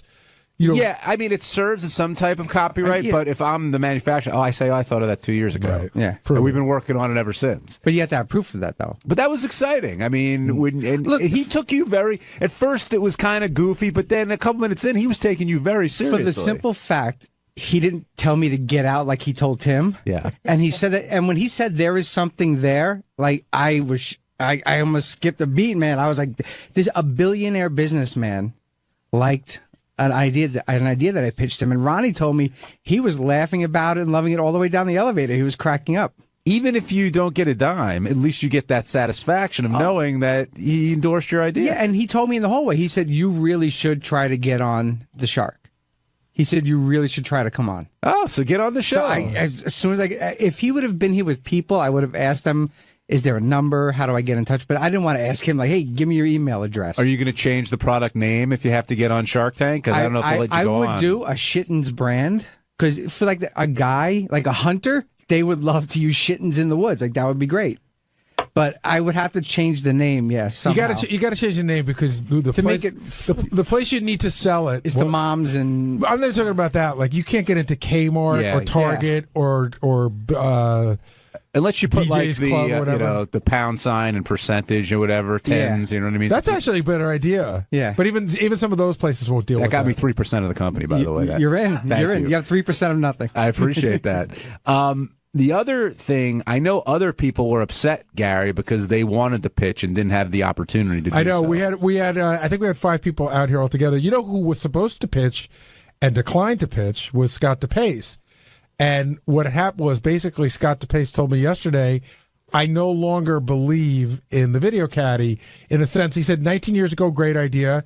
9 years ago, great idea. He goes, things have changed. Everybody's got a camera on their phone, so I don't believe it anymore, and I'm not going to come make a fool of myself. Wow. Well, I also know this morning he was saying he didn't know about this segment till yesterday afternoon. Right. So he didn't. Well, that's okay. I mean, I think he wanted some preparation or to have a pitch. For somebody he's been working on for 19 years? I'm surprised. I mean, he's got a lot of pride. I know that, and he believed in that product for a very long time. Technology's changed. But for him to admit that, that's a big step. Now, do you think he did it just because he didn't want to do the pitch? I think he did it because he's out of video caddies and it doesn't matter anymore. I don't know if he's. I don't know, Scott. If you're still selling them, let me know. But I remember him telling me he sold out. I mean, the video caddy is 5 times bigger than the iPhone. Yeah, but you could still, you got the brand name. You can make a smaller or iPhone caddy, iCaddy. You could do something like that. We're all geniuses here when it comes to this entrepreneurship. All right, Scott DePace, you weren't able to. I didn't know you gave up on the video caddy. That was news to me. Gary just told me that. I sold the last video caddy 2 years ago, maybe. How would we know? How would we know that? I told you guys. I mean, it's quite obvious. I haven't had the website up for a year and a half. I don't know, because I check the video caddy website every day. No, it's funny. I mean, I just didn't know. I didn't know. At some point, it was definitely out there. I know it's not on your radar, but you knew at some point. Trust me. I said I wasn't doing it anymore. You're extremely entrepreneurial, though. It surprised me that you didn't pitch today. I mean, I've got other ideas, but it was really odd yesterday. Gary came into the control room and said, "Are you ready for tomorrow?" Well, that's because Will had sent you 2 notes to 2 different email addresses, which I guess you don't check Lotus Notes. I do check Lotus Notes. Never got that. Here's the email. You can look at it. That's from last week with some other email address that I have no idea. You have 7 different email addresses. PatMedia.net I have not had in 12 years. How would I know that? And then the next one How would you know that? The next one I haven't had it in 12 years. The next one is a Lotus Note address. Scott? I swear to God, I did not see that. I do see it here, so I'll have to go back and check. But I did not see it. But again, when I type in your name, and this is a bigger issue, but people have all these outstanding email addresses, and how are we supposed to know what email accounts are active? We're all Lotus Notes. Then that's what we do. We use Lotus Notes only. That's fine. Wait a minute. So I had an email address that changed about 6 months ago. I didn't remember which one it was. I let our IT guy know. I let Tracy know. But I can't spend 25 minutes looking up trying to find your old email which says what your new email address is. That should be updated in this system. But that's not how it works. You know what? It's a bigger issue. That's actually a Lotus Notes. What issue, else can I do? But anyway, if you had an idea to pitch, would you have pitched something if you had more time? I have plenty of ideas, but I wasn't really prepared. I didn't know exactly what was going to happen. I didn't know whether I needed to have artwork and all this stuff ready to go. If it was just an idea, yeah, I've got ideas, but I didn't think that he was going to take anything seriously today. But he took Rich's idea very seriously. Yes, Come he on, did. that idea is horrible. Oh my God, you're so jealous. He totally took that idea is serious. horrible. It is not You're not horrible. really going to do jealous. it. You're not going to do that stupid Scott, idea. you really don't think he took that idea a tiny bit serious? I think he was on the show and he wanted to sort of, but then why no. didn't he take Tim's idea serious? I think he did take Tim's idea seriously. He assessed Tim's idea, Right. said it had been done, and said goodbye. He listened to Richie's idea. He said you've got something there. And I don't think he was doing it to be a nice guy. I wouldn't invest $1 in that idea. I mean, But you don't have a dollar like him to give. A wife would do. You sure I do. A wife would do just as much as a glove. How do you take the glove off? I don't know. To me, But that's the best thing about Shark Tank is they really don't care what the idea is. Can it make money? If it makes money. If Richie proves that Shittens is a moneymaker, he'll invest. Why wouldn't he? For the guy that made Post-its, he said, I'm going to put glue on the back of a notepad. And people would have said that's stupid. And they made billions but off you it. can't just... Fail. It's Why the same type Why of are thing. you so frustrated by this? I'm not.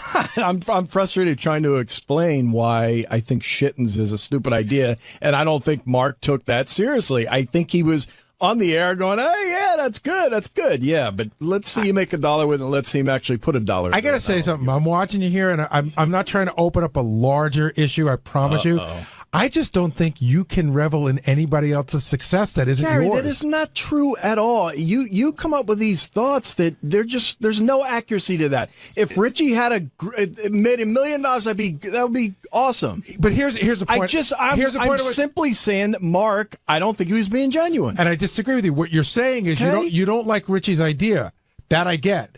But Mark seemed genuinely interested in that. Why did everybody see that but you?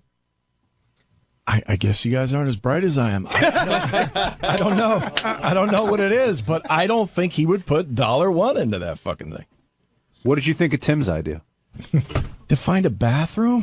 It was an excellent idea. I don't think I think I can find a bathroom quite easily without an app. Why was clean Yelp bathroom. so successful? Was what? Yelp for restaurants. That's it. But that you're getting a review. You don't review a bathroom, how clean it was. No, I think that's what Tim is saying, that people are taking pictures and reviewing the bathroom. Here's a clean bathroom in a 25-foot vicinity. Well, listen, I mean, I could shit in a porta-john. My wife does want a clean fucking place, so maybe there is something to it. I don't know. I wouldn't invest in it. Tim, were you discouraged at all? I know you've put a couple bucks into this. No, idea. not at all. Not at all. It just propels, and I love challenges. And let's follow through with this thing and see where the challenge goes. Where did you come up with this idea? It wasn't from the incident here. Well, no, it was. I was thinking about this, and I went online and I looked at a couple of things, and I saw what they were, and I saw how the ugly meter took off. I saw how Yelp worked. I saw that there were applications on the web or on iTunes and so forth that were that identified restrooms, but this has other layers to it and other services to a potential user. So I thought, why not? What other? I mean, I know you don't want to give away the tricks of the trade, but what other services could it possibly have? Well, there's communication. There's a rating service on it. There's other, community type things where you can participate. There's Wait, how do you participate in the bathroom? Because you tap pictures. your foot and you can find gay guys. Yeah, exactly. Yeah, exactly. So no, but you take pictures. You upload the pictures. People, it's like a lot like what Yelp is. Scott, what are you making faces for? You think this is a dumb idea? No, it's not. Of course. It's not a dumb idea. I don't know. I don't see I it. think it's a really short time to guys just start putting pictures of their junk on there. That too. And then you'll be a millionaire. Exactly right. And Tim, you put $8,000 into this? No, not $8,000, but it's. I put about $4,000 into it just to check it out and understand it, and to realize what it's all about. You should talk to me. I've got plenty of good app ideas. How did the Then video caddy do? Why did you use any of them? Yeah, because I'm too ballsy to invest $4,000 like he did. I mean, I'm not ballsy enough. Right. Sorry.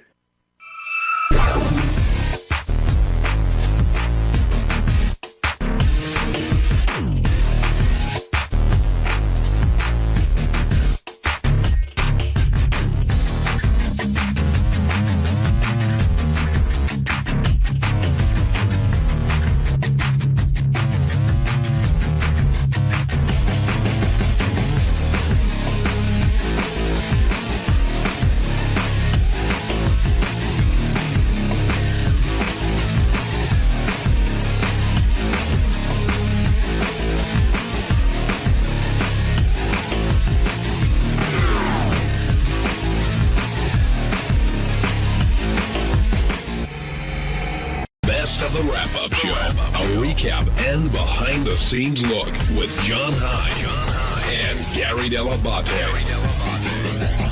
The best of the wrap-up show begins now. Hey, what's up? This is Will, and on Monday's wrap-up show, Sal came in to talk about how horrifically bad his relationship with his wife is going. And then I came in to talk about another disaster, and that would be Richard Christie eating my wife's placenta. Check it out.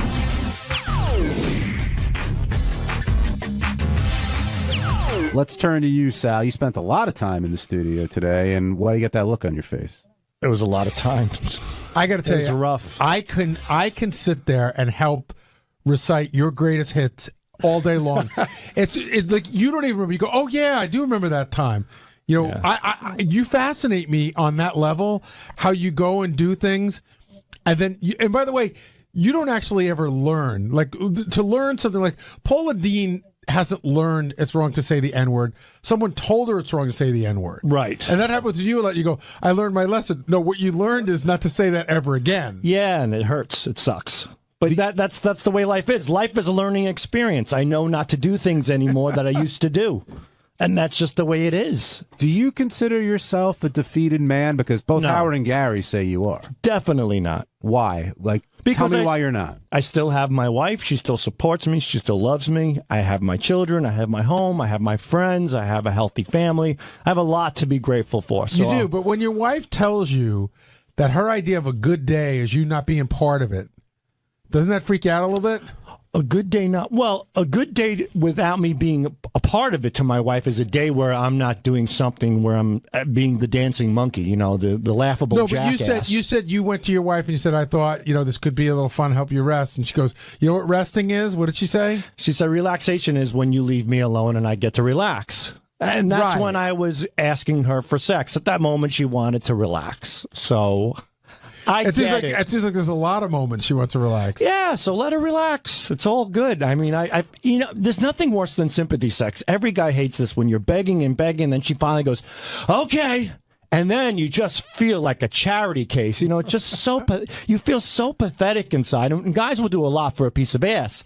But at that moment, it's just like, now how can I climb on top of you with these feelings? So I eliminated that sympathy sex feeling by just waiting patiently for her to say, let's do something. But you realize, for all intents and purposes, you've also eliminated sex. That's the consequence of this new thing that I'm doing, yes, unfortunately. How long do you wait? I just wait. No, but how long does it take typically? Well, it's just when she's in the mood. That's primarily it. It's, you know, it could be once every 2 weeks. It could be once a month. But when it's there, at least it's genuine. And do you think it's because of the kids and the dog, you just don't have time, or do you think she doesn't really want to have sex with you? I think it's because of everything else. It's because she has a busy day with the children, you know, with the dog, with the shopping, with the laundry, with keeping the house clean. She does a lot. She's on the PTA. So, you know, when she's ready for me, she's ready for me. And you know what? It's believe it or not, it's fine by me. It's okay. Why did you have such a tough time coming up with your favorite sexual position? When you walked in, you said you really didn't have one. I didn't, but the one that I want is the one that I'm looking forward to is the one that what I would consider my favorite. When I see that on the web, I would love to do that. And how do you sell that to Christine? You don't. It doesn't even come close. It doesn't happen. Does she probably even know what it is? I wouldn't even explain Would it. you show it to her? Or can you show porn to your wife, or is that disgusting? She'd show me the phone, and then she'd show me the yellow pages, and then she'd show me attorneys in the yellow pages. I mean, you can't come home and say, honey, I want to get on all fours, push my dick between my thighs, and suck it. You can't. You know, I just can't do that with her, even though I'd love to. But if she suggested it, I'd be all for it. What are the odds of that? 0 to none. Gary, do the two of them just coexist? Is that a fair? I'm not asking you. Hold on. But it's me. It's my marriage. I know. You'll get the comment. I want Gary's comment first. I said this, you know, on the air today, and I said it in the news. It's like they own a business, and the business is raising the kids, and they're very good at the business part of it, but the rest of it can be difficult at times. I know a lot of people. It's phases that you go through too, but it seems like they're just coexisting. Like, again, Sal said today, which is no way to live, I'm just trying not to piss her off. I'm not going to fight with her. I'm not going to argue with her. By the way, your suggestion today about what you really said today inversely was, if you talk to your wife long enough, you'll probably end up killing her. Maybe. Right? No, well, I don't know. I don't want to piss her off, and she doesn't want to piss me off, so we get along great. That's it. That's a good marriage. I've had so many people come up to me when we've had the downs and said, look, you have to do this, you have to do that, go to therapy. Half of those people are divorced.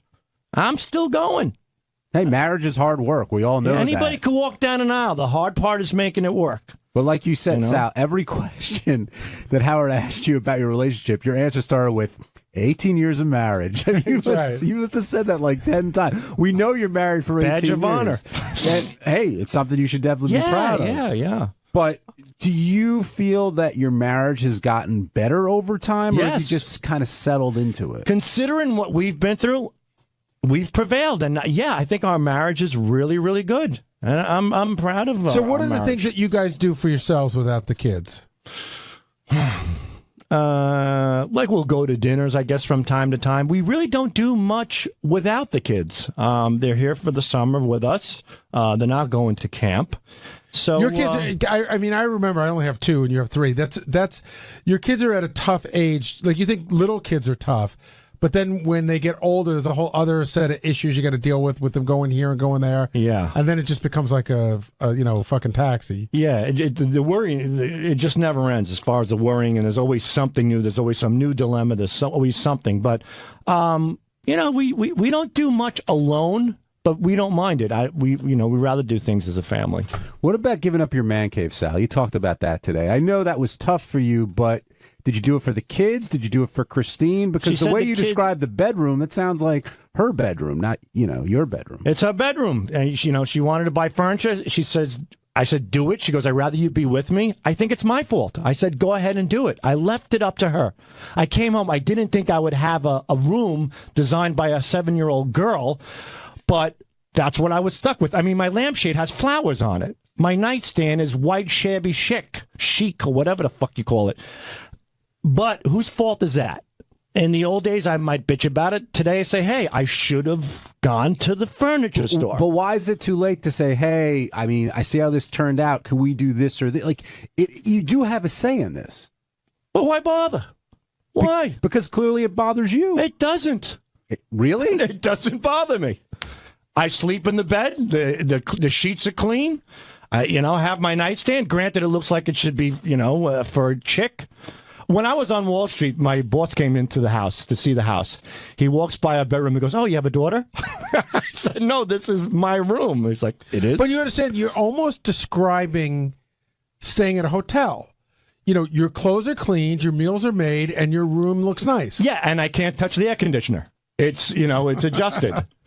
Well, one day we're laying in bed, and my wife's like, did you touch the air conditioner? I go, no. I know better. I know my role is to sleep, shower, bring home the bacon. That's it. And you know what? It works. We get along. We do laugh. We do conversate. My therapist said I have to talk more to her, get involved in her life, and I do it, and it's interesting. But Sal, do you think it works because you're doing everything that she's telling you to do? I think it works because I want to make it work any way I can. That's it. Rob in Jersey, you're on the wrap-up show. Hey, how you doing? Long-time listener. Hey, Sal, you ever see Shawshank Redemption? There's that term in there called institutionalized. That's what it sounds like your marriage is. It sounds like you're institutionalized. Like, you just go through the motions every day. And I don't know, I think you guys should maybe seek out a little counseling or something. We went to counseling once, and I broke down. I cried hysterical as soon as we got to counseling. I had so much in me. I just lost it. And I don't want to paint her to be bad or anything, but she just found that comical. She started laughing. And I think it was a way of maybe cushioning her feelings. Right. But considering what you guys went through, do you think one attempt at counseling was enough? No, but we got in the car, and she goes, $300. I could have bought a nice pair of jeans for that. See, but that should be talked about in counseling. Right. That a nice pair of jeans is more important than your relationship. And we did. And we went back like 3 or 4 more times. And I just felt like maybe the counselor wasn't good, but I felt like that wasn't working. I don't want to go too deep, but did you feel that way, or did she feel that way, and that influenced you? With the counseling? Yeah. Oh, I'm the one who put my foot down and said it must happen in order for this. No, about the counselor not really working. I think it was Did you feel it wasn't working, or did she get in the car every time and go, "This is a waste of money. I could be spending it elsewhere," and that influences you? She said it once or twice, so maybe subconsciously it influenced me without me realizing it. But I felt after 4 times myself personally that it really wasn't working. Give us a call as we move on to Richard's desire to eat Will's wife's placenta, which apparently is going to be fulfilled, Gary. Yeah, I thought the hardest part of this equation was getting Tracy to agree to give up the placenta, but no problem. Yeah. I mean, she's not keeping it. Tracy Murray, team player. So, but there are. I've heard people who have taken them for whatever reason. They freeze them, and yeah, well, for cancer purposes. Because, God forbid, like somebody needs a blood transfusion or whatnot, there's a particular, I'm not a doctor, but there's particular cells in there. If you save the placenta and, God forbid, something happens to your child, you might be able to utilize the placenta to help your child out. Sal, I know you're not a doctor, but does this placenta thing, like, are you good with it, or does it gross you out? It's horrible, disgusting, but it's great. I mean, I can't believe he's going to do it. The thing is that I love to cook, so we discussed that I'm going to possibly make placenta marinara for it. And if I can turn a placenta into a delicious dish, that would be quite an accomplishment. But doesn't that disguise the taste of the placenta with your sauce and everything else? Yeah, but if you're taking shit and putting it in a pan and you can make it delicious, that's something else. John, would you eat it with marinara? No, I wouldn't eat it without or with. Ronnie, where do you come in on this placenta eating? Are you grossed out by it, or do you think it's kind of cool? No, I think it's weird. I'm sorry. Even for Richard? Even for Richard. He won't eat it raw. He told me that. He will not eat it raw. Like, he wants it cooked or prepared somehow. I've cooked for Richard before, and he loves my cooking, so he asked me to please cook it for him. So what's weirder, eating placenta or drinking squirt juice? Wow. Oh, stop it. There's no comparison. You would go for what, Ronnie? The squirting. What, are you kidding me? Skunk squirt? Skunk? Oh, skunk squirt? Oh, did you say? I thought you said skunk. Jackass. I don't know why I heard the word skunk. I thought well, you look at your eyes and you wonder why. Squirt, squirt in a heartbeat. I'd guzzle a gallon of squirt over eating a placenta. Will, Tracy was up for this, no problem? Yeah, she said yes pretty much immediately, and then I think she started to think about it a little bit, and she was a little more apprehensive, but I said, let's talk to the doctor, let's see if it's even a possibility, because they'd have to freeze it, because this is most likely going to happen over this break. Mm-hmm. But I think she's up for it. Are you up for it? Yeah, I don't care. I mean, I think it's disgusting on Richard's part, but I don't think there's any kind of weirdness between. There's supposed to be a thing where the dad is supposed to eat the placenta. Because I'm not eating the placenta. No, but it's supposed to bring you closer to it. I never fully understood the whole eating placenta thing. Plus, I always think like Richard has this like Forrest Gump quality to him. Like, whenever he's attached to somebody, they have good things happen to them. So I'm hoping maybe it means good things for the You're gonna have to freeze it. Well, we're going to have to do something with it. You can't leave it out All right, for 2 so weeks. here's what you do. You take an ice tray. Yeah. And you pour into an ice tray, put it in the freezer. Okay, and then when we come back, But it's not a liquid, Ronnie. Yeah. Whatever. It's almost like a. It's almost like a. I know what it is. You can still pour it into an ice tray. And Why would I do that? Make little ice cubes out of it, and this way. Popsicles. You put it in his beer and let him drink it. See, so I'm reading here, Kim Kardashian's eating her placenta, and that the mom is supposed to eat She'll the eat placenta. anything. Right. The placenta. Yeah, look at her ass. It says that it may help prevent postpartum. Oh. That's one of the reasons why. Well, Richard will never get postpartum. That's great. Right. The other thing Added benefit. And it also helps the mammary cells to make milk, which would be great if Richard starts to squirt milk. The other thing that Richard said, though, which really took me aback, was he said he'd have his pinky cut off. What a nut. For what? For the show. Like and eat it. Well, half of it, he said. He cut half of it. But what was the reward supposed to be? Like, how much would he do it for? Nothing. There was no reward. He said he'd be willing to do it. That's illegal, right? We can't cut off his pinky, can we? If it's an accident. Sal, even you find that That's strange. crazy. But he would do it. He would cut off his own pinky. He loves to entertain himself. Anything. Yeah. He really is up for anything. I would have to think that that given, if we said, okay, go cut off your pinky, he'd have to give that another thought. I think he did already in the back room with me for a little bit. He's like, I'm not sure about that pinky one, buddy. I guess for a couple of bucks, I guess I'd do it. Gary, how'd it feel to break out the trumpet once again? I was surprised I was able to get anything to come out of it. That was great. You usually I have to exercise my lip. All right, what's worse, Ronnie? Would you suck Gary's mouthpiece after blowing into that trumpet, or eat a placenta? I'd suck the mouthpiece. Ooh. We might have a game here. And I get that. Listen, you go to a bar, you make out with a chick, you don't know where she's been. Yeah, but her mouth doesn't smell like an asshole. And not funny, that yours does. I was Not saying, that yours does. But the tips of these instruments, you've smelled them before. I mean, they're horrible. Well, you clean them. I haven't cleaned them. Remember your Halloween mask, how it would just smell like a rotten old twat, like it's on your face all day? Thanks for listening, everybody, to Wrap Up. On Tuesday's wrap-up show, I went in to talk about how we should freeze the placenta and make it into ice cubes or meatballs or whatever you want to do with it, and drop it into his either his soda, his beer, Richard's beer, and let him drink it. And I also dropped some cool sex stories that I talked about, so you got to check it out.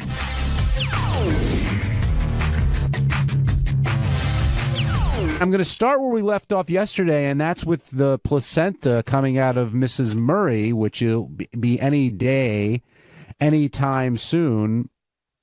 And everyone seems to have these plans for the placenta. You know, Will said his wife is totally okay with it, and Sal wants to do placenta marinara. Marinata? No, marinara. Clearly, I'm not the Italian.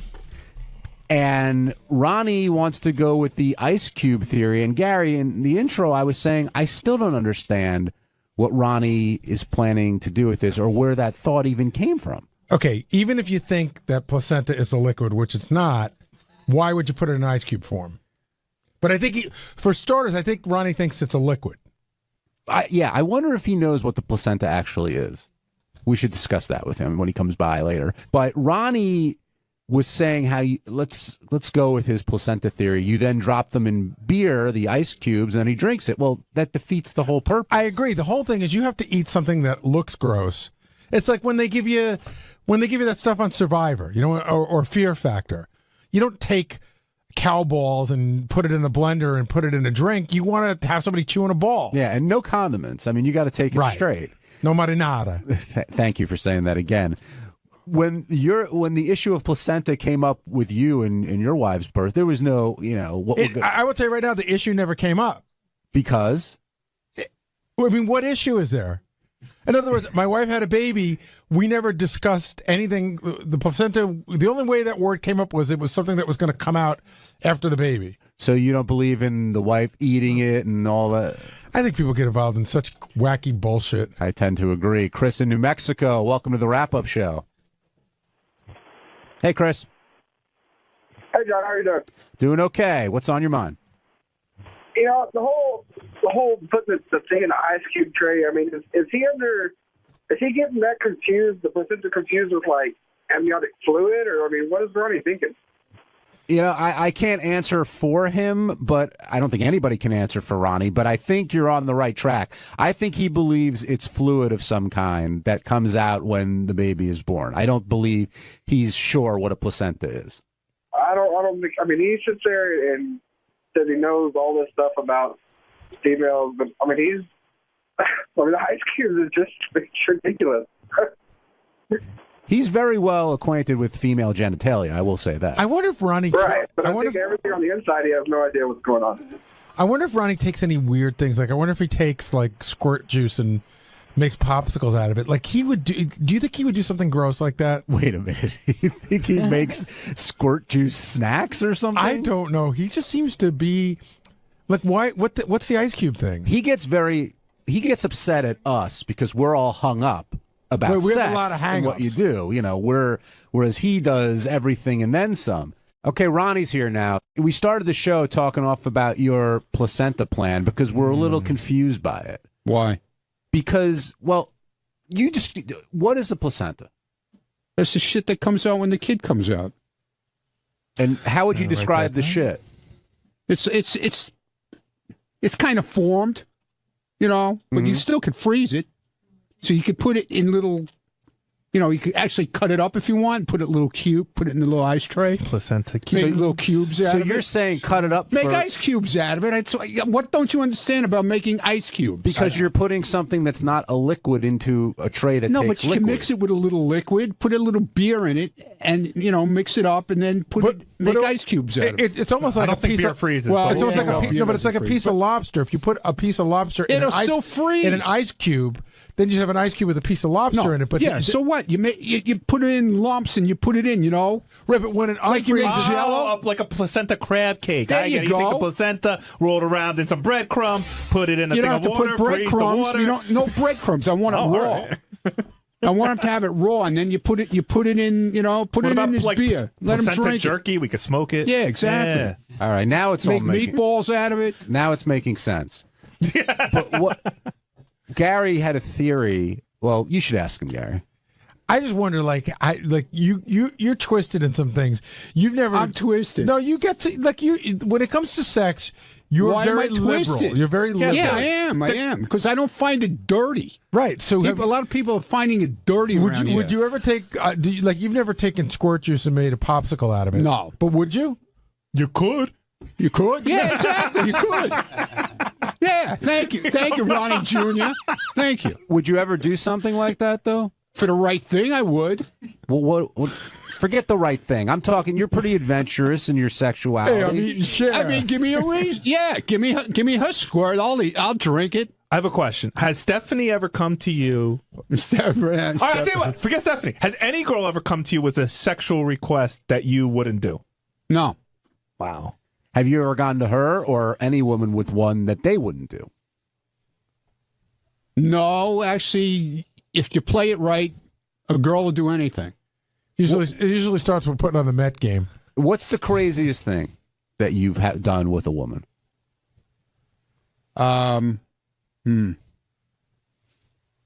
Take your time. I don't know. It's just, you know. What was the one thing you had to talk, like you really had to work to get the girl to do? Well, I could see it. It's in his eye. Anal right away comes to head, to head, because, it's hard to get. A lot of times girls with small assholes don't want to do anal. Right. They're I scared. would imagine that's most girls. They're afraid. Well, not all girls have small assholes. Do you know that going in? Like, There's do you different, assume, No, there's different well- size assholes. Yeah, you didn't know that? Well, I guess if you're having anal sex all the time, your asshole gets Yeah, bigger. exactly. Right? I mean, Yeah. did you ever see some of these porn chicks? I mean, their assholes are like They actually look like the supermoon. Yeah, exactly. There you go. So just because the girl is small doesn't necessarily mean she's going to have a small asshole. Because if she's done anal a lot, Yeah, it'll be- exactly. okay. Yeah. But I don't think that's the craziest thing you've done. Yeah, I don't know. I'm trying to think. I don't know. I'd have to think about Like it. anything involving toys or food or Yeah, toys. I've done toy things. yeah, but like crazy. I don't know because I don't go that crazy. This is one I've always wanted to ask. Go ahead, man. What's the Let it all out on the table with all these people here. Go ahead. What's the largest group of people you've ever been involved in that was having sex together? No, I've told this story. Only the four, right? Now it's me and this other guy and two girls. We were just in this motel running back and forth. No group thing, huh? No, I'm not into that group. That's the only thing I'm really not into. I wouldn't do that group Swinging shit. in Salem here. I'll bring another girl in. Right. You know. That you've done. Yeah. What kind of toys? Like, what's the wackiest toy? Just the beads. The beads. The beads are the fucking wackiest that I've done. There's a lot of other crazy shit. Jason and I have the same question. I've never done that. Have you ever put the beads in your ass or Yeah. someone put the beads in your Yeah. ass? And then they pull them out like they're starting a lawnmower? Not that fast. I would have killed them if they did. Oh, we got to take a break out. On Wednesday's wrap-up show, all the talk was about Jerry Seinfeld. Jerry finally came in, sat down for a long time with Howard, which gave us plenty to talk about because we're in awe of both of them. And Jerry's attitude towards Howard was called into question, and here's what we thought.